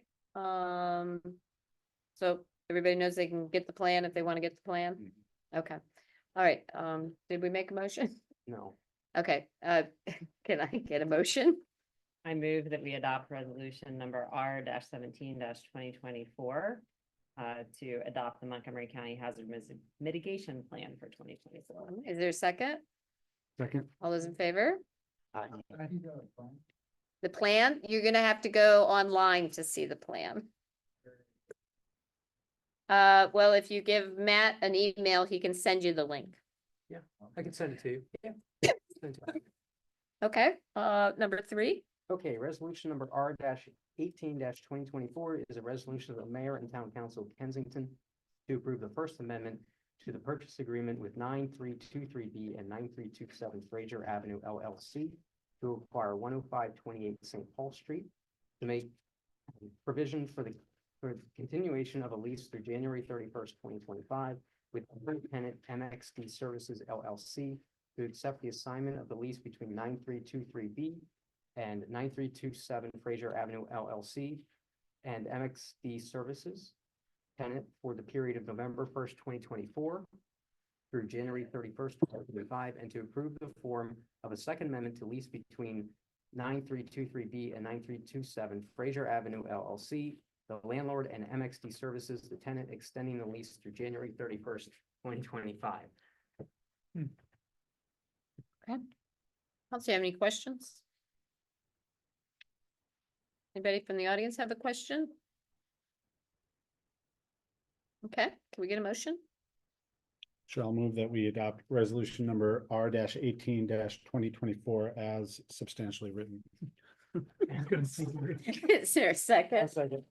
All those in favor? Aye. Okay, thank Sean, you're you. good? All right. Council. Nope, Nope, none of that applies. No. Nope. Number 4. Resolution number R-19-2024 is a resolution of the mayor and town council of Kensington authorizing a contract with Ecology Services Refuse and Recycling LLC for the term of 1 year beginning January 1st, 2025, and for 3 additional 1-year options to provide trash, recycling, yard waste, and bulk trash services. We have currently a 6-year, we are ending a 6-year contract with Ecology. We are in the final year of a 1-year term. This is for a 1-year extension at our base rate with an increase of 5%. We are technically piggybacking off of a bid proposal accepted by Garrett Park. Thank you, Sue Ellen. Thank you. And then within the 1-year agreement, there's 3 1-year optional agreements. What they have done going forward is that they've experienced some problems recently with long-term contracts where the 12-month CPI basically costs, labor costs are exceeding what they built into the contract. So typical of what Ecology would do or any other collector would be about 2.5% a year. And they can't continue to do that. So what they're doing is they're tying the 3 optional 1 years to the 12-month CPI, which is the same thing the town does for staff or any kind of offsetting contracts. So it would allow, instead of doing a 3-year contract, we did a 1 year with 3 1-year options. So this is for trash, brush, and recycling only. It is for the same collections that we have currently now, so nothing would change. So Is this the way of the future for especially labor intent? probably, yeah. I mean, they've been running into some problems for a few years, especially with the Montgomery County contracts. Mm-hmm. So I think this is what and the Ecology has Montgomery County contracts. Right. This is pretty much what they're gonna do, and it's the standard going forward. It's what they did with Chevy Chase View. It's what they did with Garrett Park, and what they're asking us to do as well. Okay, So, I mean, I just think all, because, the last one we had ended up going out of business because he couldn't yeah, keep up Yeah. with the costs. Yeah. Okay, So if we end up doing the composting with them, what would that mean? We just amend this? it would be a separate contract. Okay, It would be a separate contract, because what we have discussed with the Ecology team is, and I hope this would never happen, but if we did a composting program and it did not go well, they were open, at least what they've told us verbally without a contract for composting, is that we could break the contract. Now. for the but it would amount- only be for a year. But if we do a 1 year with. If an we do a option, 1 just year, yeah, so if we did a composting contract with them, we have numbers for year 1. won't- Mhm. The contract that we did with them would be set up the exact same way as this is. I don't, it gives us an out if it's not going well. The problem is for the upfront costs that we would put into a composting. I don't think it's something we want to walk away from after 1 year, but it would give us options. What it also allows us to do is they are going to allow us to potentially amend these contracts, the trash collection. If we find that the composting contract is doing very well, we could remove the second trash collection. It doesn't mean that we're not proposing it. It's the options there. So, That's good. Flexible. That's not in here. It's not No, in here. he's So forecasting. We are what binding we would ourselves for do 1 is- year. so like next October. Yeah. Let's say we start a composting program in March.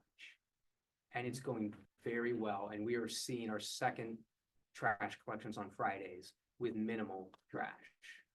And it gives us an idea that it would be something that we would entertain dropping. They are more than willing to negotiate with us to remove that second collection. Yeah. So, And just, I think, the Sustainable Kensington Committee has been looking into options for composting or dealing with food waste. And so we've gotten some initial information back that we're going to discuss at the SK meeting, and then we'll bring back to the council. In November. but, yeah, I mean, as the council knows, Ecology's been with us for 6 years. They got through COVID with us, Yeah. which was a very, very challenging time for them, specifically with keeping CDL drivers on staff. We are very happy with them. We have a good relationship with them. They are a third professional contractor, and I think the staff would all agree that they are the best contractor that we've had. So, Well, and our neighboring municipalities also are using are them, now so- using them yeah. based off Yeah. our recommendations, so. Well, I am comfortable with this because of the terms you've described. The fact that it's 1 year and it's giving us options to make adjustments. Yeah. To me, I feel like that makes sense to proceed. Okay. The rates are in the resolution, if you're curious, Mhm. and we did provide I have the contract proposal in the sales. Okay. Any other questions? Any questions from the audience? Okay, could I get a motion?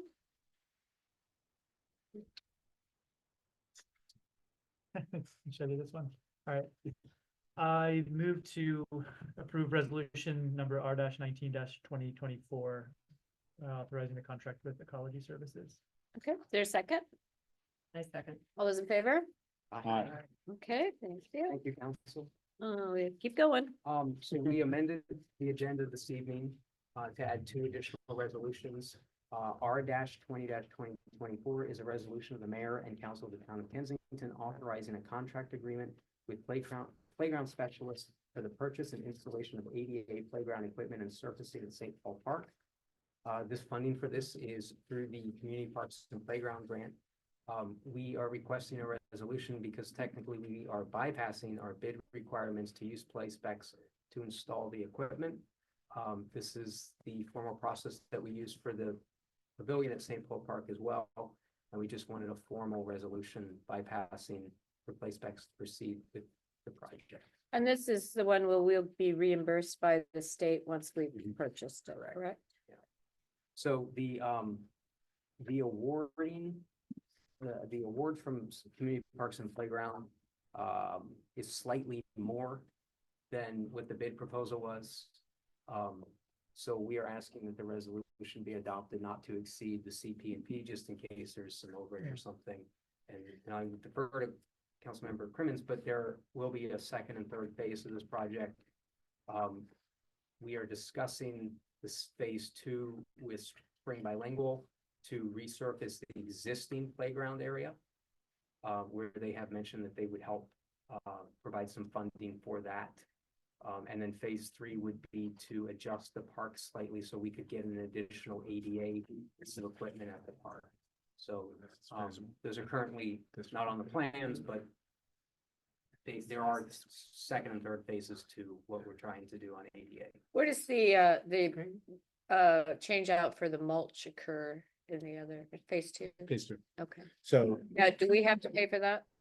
Are we paying for that? that's part of what Matt was saying. We are talking with Spring Bilingual to share Okay. that cost because it helps go to their annual certification for safety Okay, because they use, they rent the use of our town playground equipment to meet their outdoor play Right. space needs.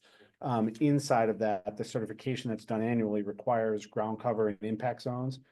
Where, we replace that mulch every year, but it's 3 inches in one area and 6 inches in another under impact zones. This surface eliminates all of that. And we're okay with, the state's okay with replacing of mulch on our own. Did we get that clear?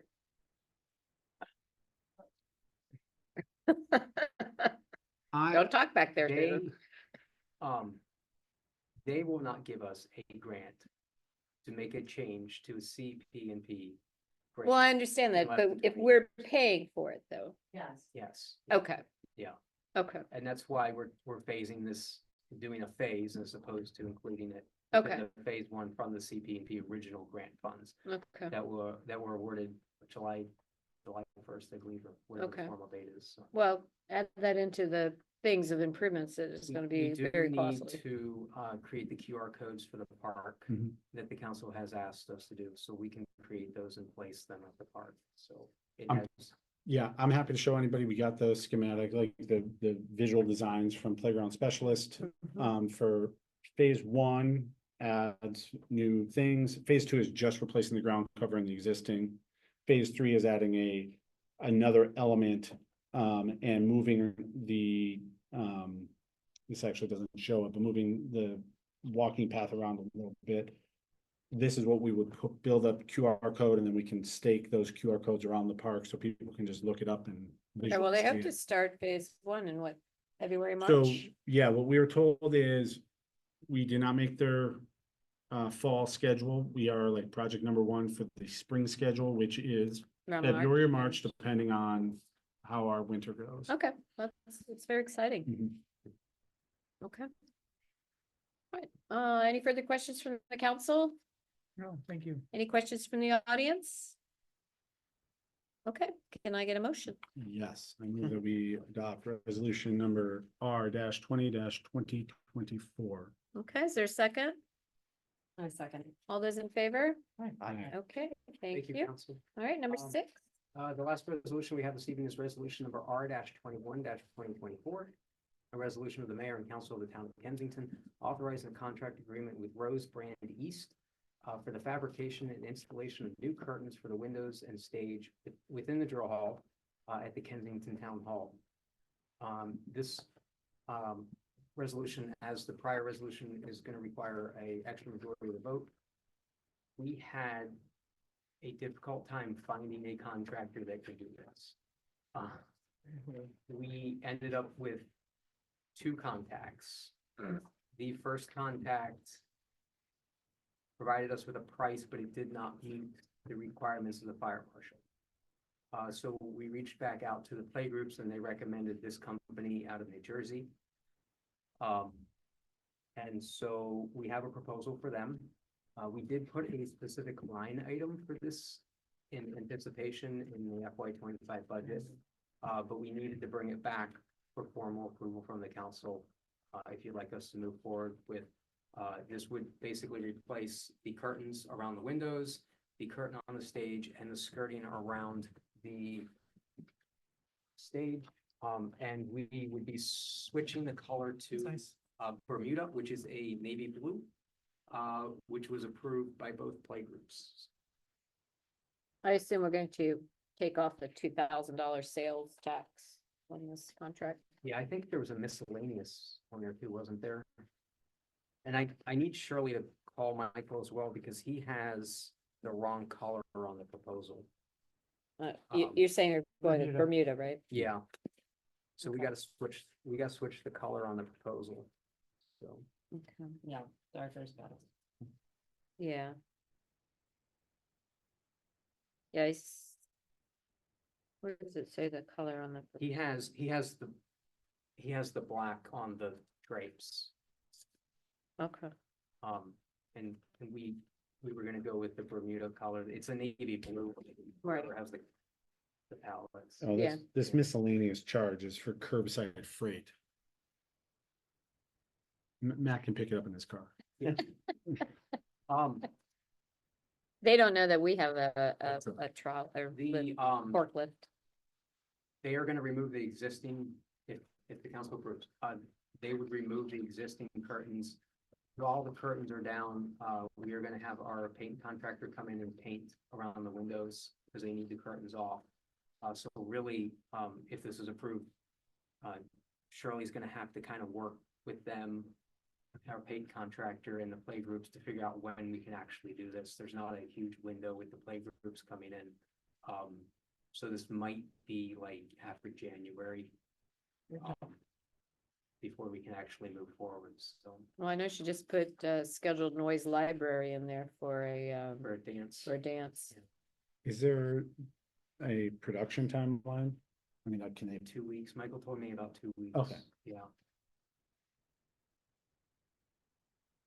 Okay. Any other questions? All right, any questions from the audience? Okay, all right, can I get a motion? I move that we adopt resolution number R 2024 as amended to remove the tax from the price And the color. and amend to the amend color, Right. so that we can proceed with installing new curtains for the windows and stage within the drill hall. Okay, is there a second? Second. All those in favor? Okay, Thank you, council. now this would be normally where we'd say, oh, we're almost done. We gotta go back. Okay. So where did we leave off? Town manager and staff. There we go. Well, what I would like to hear from first is our council, what they have to report. So we're just gonna go down the line here. Darren? I Anything? don't have anything to add. Okay. Ann? The only thing I can think of is that Sustainable Kensington is meeting on October 16th at 7:30, and Greenscape meeting to be determined. We're moving it from our original plan. Okay, yeah. Do you want to just say what Greenscape is focusing on? Sure, as I reported before, we have gone on site and looked at Ernest Memorial Park to figure out what could be done to sort of maintain the space a little better, and so a next step, we've done some research, but a next step is to meet with an arborist on site to look at trimming trees and potential trees for removal. So we're working with Alex to schedule a time to do that during the daytime, Okay, and we'll report back. all right, sounds good. All right, Nate? So we had our first combined mobility and traffic committee and pedestrian bicycling access and safety working group committee meeting on Monday, which I thought was really nice. There were actually 2 traditional MTC members there that wouldn't normally otherwise participate in the PBAS. So the 2 updates from that are actually most of my updates are with that. So upcoming next weekend on the 19th, we have our 4th annual Walktober event. Be great to see all of you. I signed there. up. If you're in town, I come, did sign up, please. yeah. I think we should get pretty good turnout because we've done a lot more promotion this Mhm. year.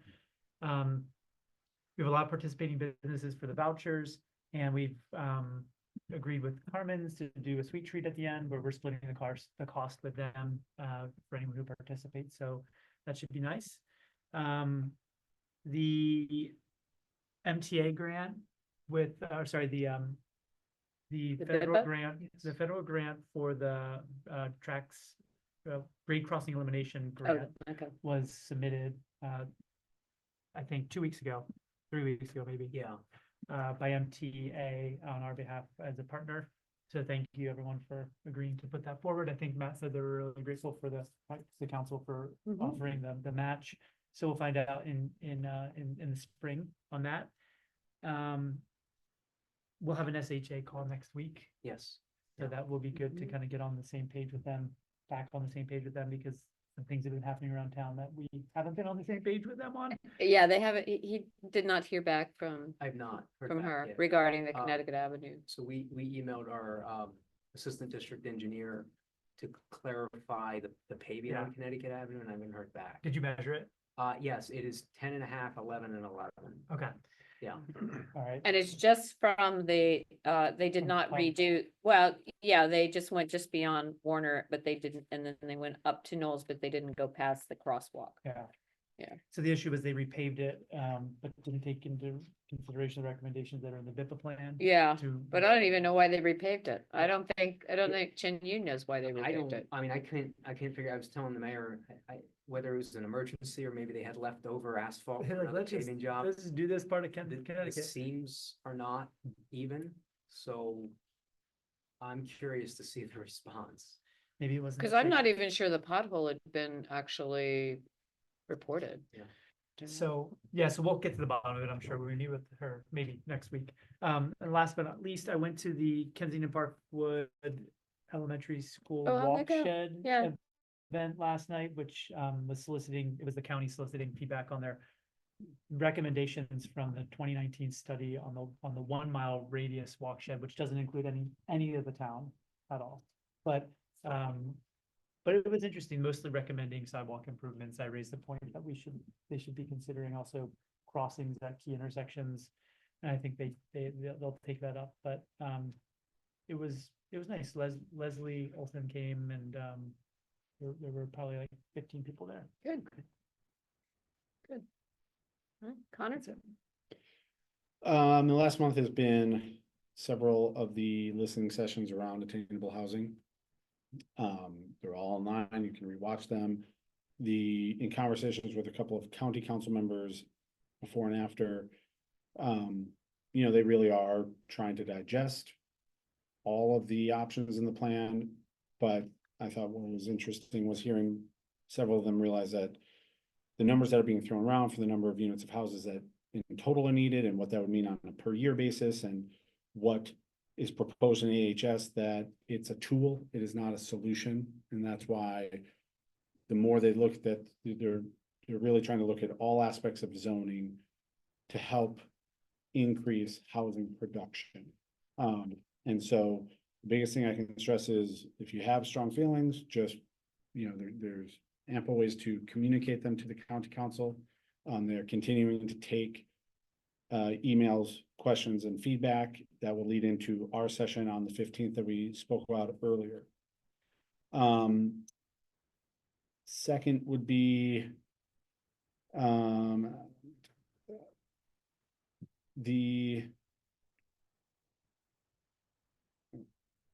that's really about it. Oh, are you gonna bring up Summit Avenue and Kate? Yes, Okay, then I'm done. yes. Yep. Okay. All right, so let me just quickly Oh, get. I'm go sorry, ahead. I did have one more. Mhm. It has not been as well publicized. But it did trickle down through the PTA, one of the PTA emails. The county is October, November, they are reopening their boundary study process. Now, this process will go all the way out to 2026. They have an 8-phase plan for it, including bringing back consultants, and like step 6 of this 8-phase plan is community engagement.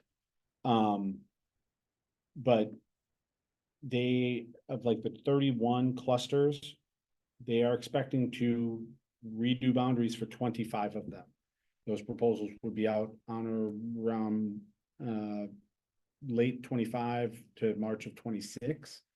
Obviously the reopening of Woodward, which is within our cluster area and in our capture area for the WJ cluster, certainly means that, BCC cluster, the Walter Johnson cluster, the Einstein cluster, which are everything kind of surrounding the town of Kensington, will all be within this. Well, Woodward's supposed to open what, next year?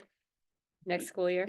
Yes, as a holding But school. yeah, that was Yes. my next question. Yes. So how many years is a holding school? It was gonna be 1, now it's 2, so it wouldn't be available till like 27. There are some who think that if continued community pressure to get the stage and some of the other amenities built could mean delaying that till even 2028. But the boundary analysis they want to have done by 26, so they could enact it by 27. So Woodward is part of it, and then there's 2 other schools that are having major additions done that would necessitate this. There's nothing else planned for Walter Johnson as far as expansion. No, but Walter Johnson hit a milestone this year. 3,000, Yes. right? 3,076 or so students. So the first time it is over 3,000 students in total capacity as of the October 1st measurement date. It's a school that I think was originally built for 2,400. So it is a significantly over capacity. Yeah. Mhm. Mm. Okay. So that is to say there will be many more future announcements as we hear from the PTA reps. As that information starts to flow down to include, what public meetings and engagement points there are, the data that they're collecting, and, chances for the public to be engaged. Thank you. Thank you. Wow. All right, just real quick, has anybody else besides me signed up for the fall MML meeting in Cambridge? I have, You have signed up? Okay, Susan, you know that, right? she signed me Mhm. up. Okay, good. And I have declined with Susan. Okay, Yeah. and you Same guys are thing, yeah, going. we communicated. Okay. All right, just making sure. Are you going for the whole time or Still figuring that out. figuring that out? Looking at Okay. the agenda. All right. Let's see. So Kate Stewart's office reached out to us regarding sitting down to talk about the Summit Avenue extension and getting, I guess, talk about the Public Works building as well as, the timing and everything else and how we can push this further. So I was going to suggest that myself, Nate, and Connor meet with Kate, if that works out for everybody. Since Sounds good. we were on the, Mhm. Yep. the sales team to get the council to put it back in the CIP. So I will tell Paul, is there dates that are just really bad for you guys? I mean, especially you, Nate, if you're gonna be out of town. No, no, I mean, December, but this would be November. Yeah, hopefully The would next be. 2 weeks, I think, right? What did Yeah, I think Paul they say? said. Yeah. couple Weeks. Yeah, Okay, we can find something. okay. Hmm. And I'm assuming it'll be over Zoom. Yeah. Which would be good, unless she wants to come in. Okay, the other thing, I just wanted to report, I don't think anybody else came, the chess festival. I couldn't be there. It was really great. It really was. They had 47 kids that had signed up.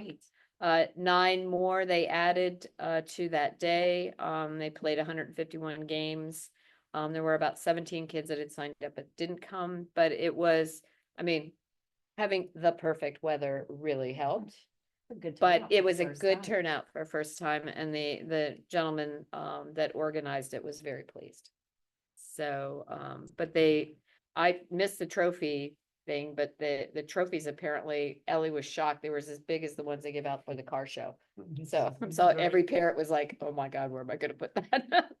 And every kid was like, I know. Anyway, I want to remind everybody that the journal deadline for the November-December issue is October 24th. So we've got a little wiggle room if you need some additional time. Please, I'll send something out tomorrow, but please let Carrie Ann know if you plan to submit something. We will probably not do a January issue, so keep that in mind. Let's see, we had our first chapter meeting in September.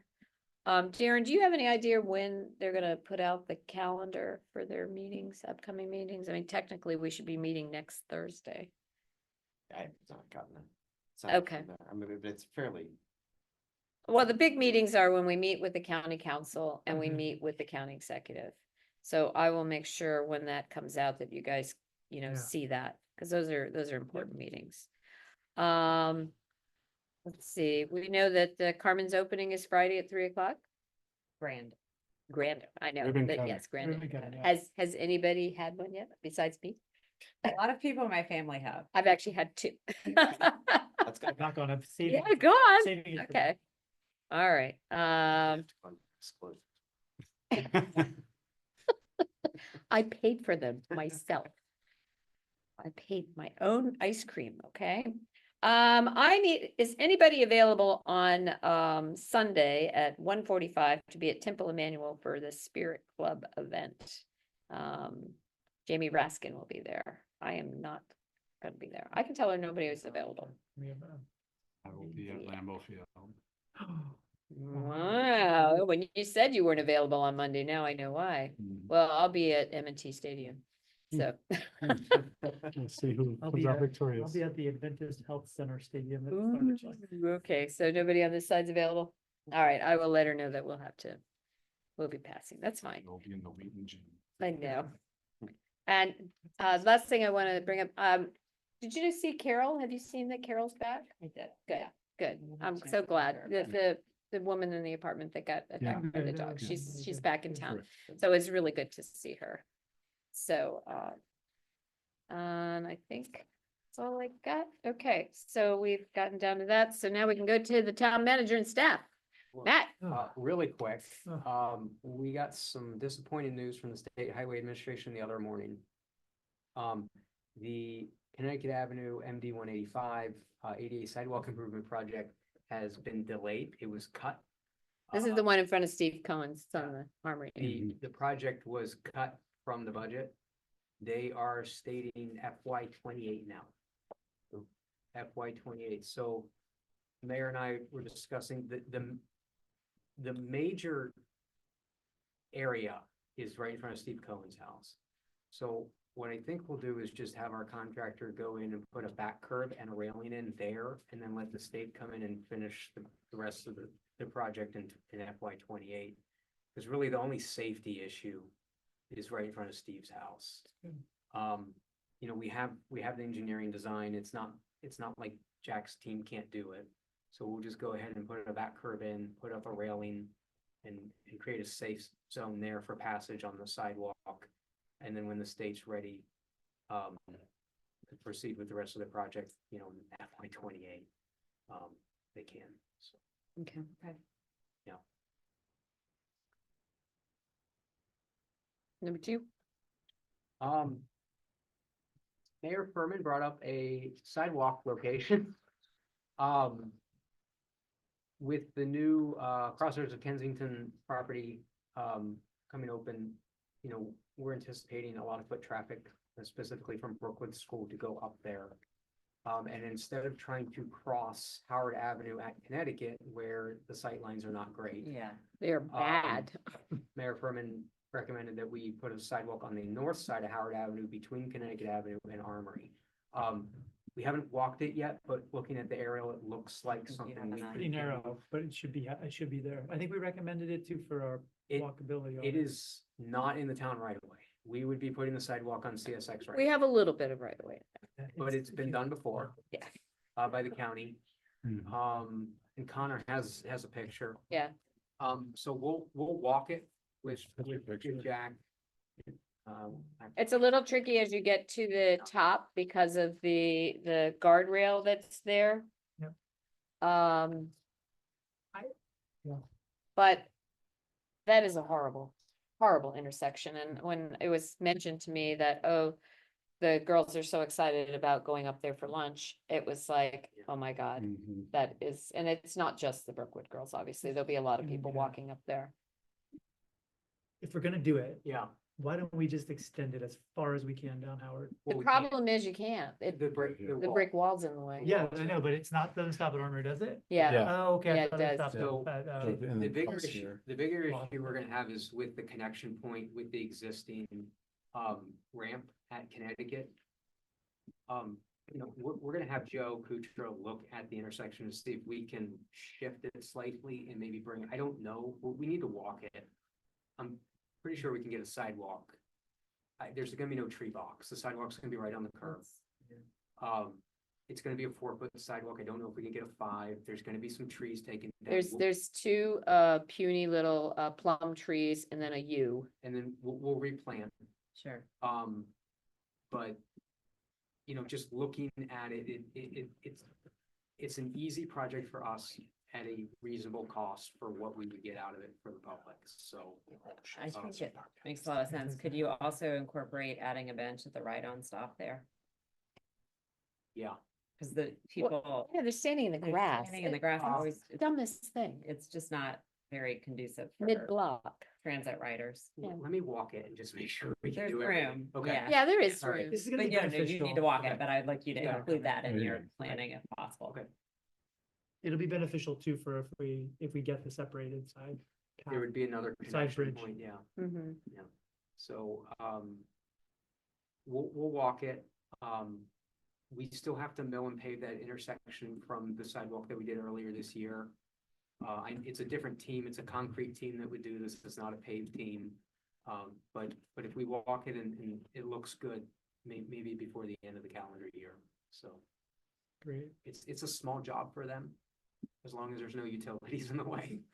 There shouldn't be any utilities in the way, and then But they get a crosswalk there at Well, the, we don't know what's under.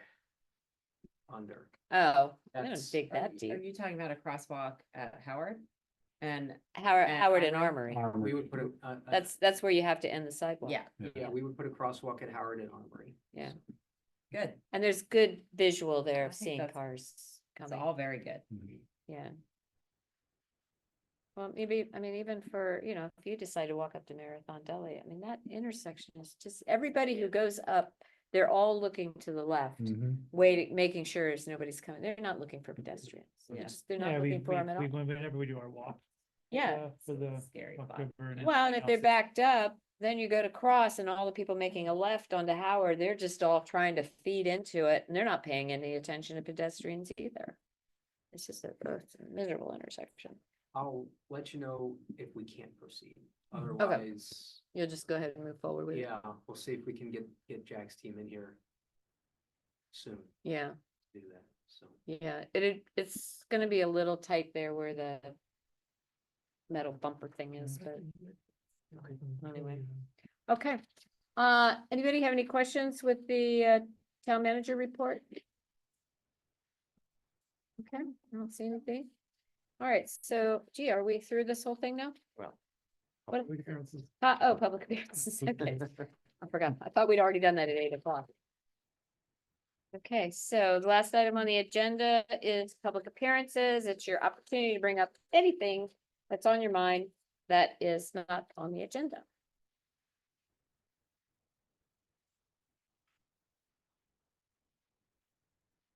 Okay.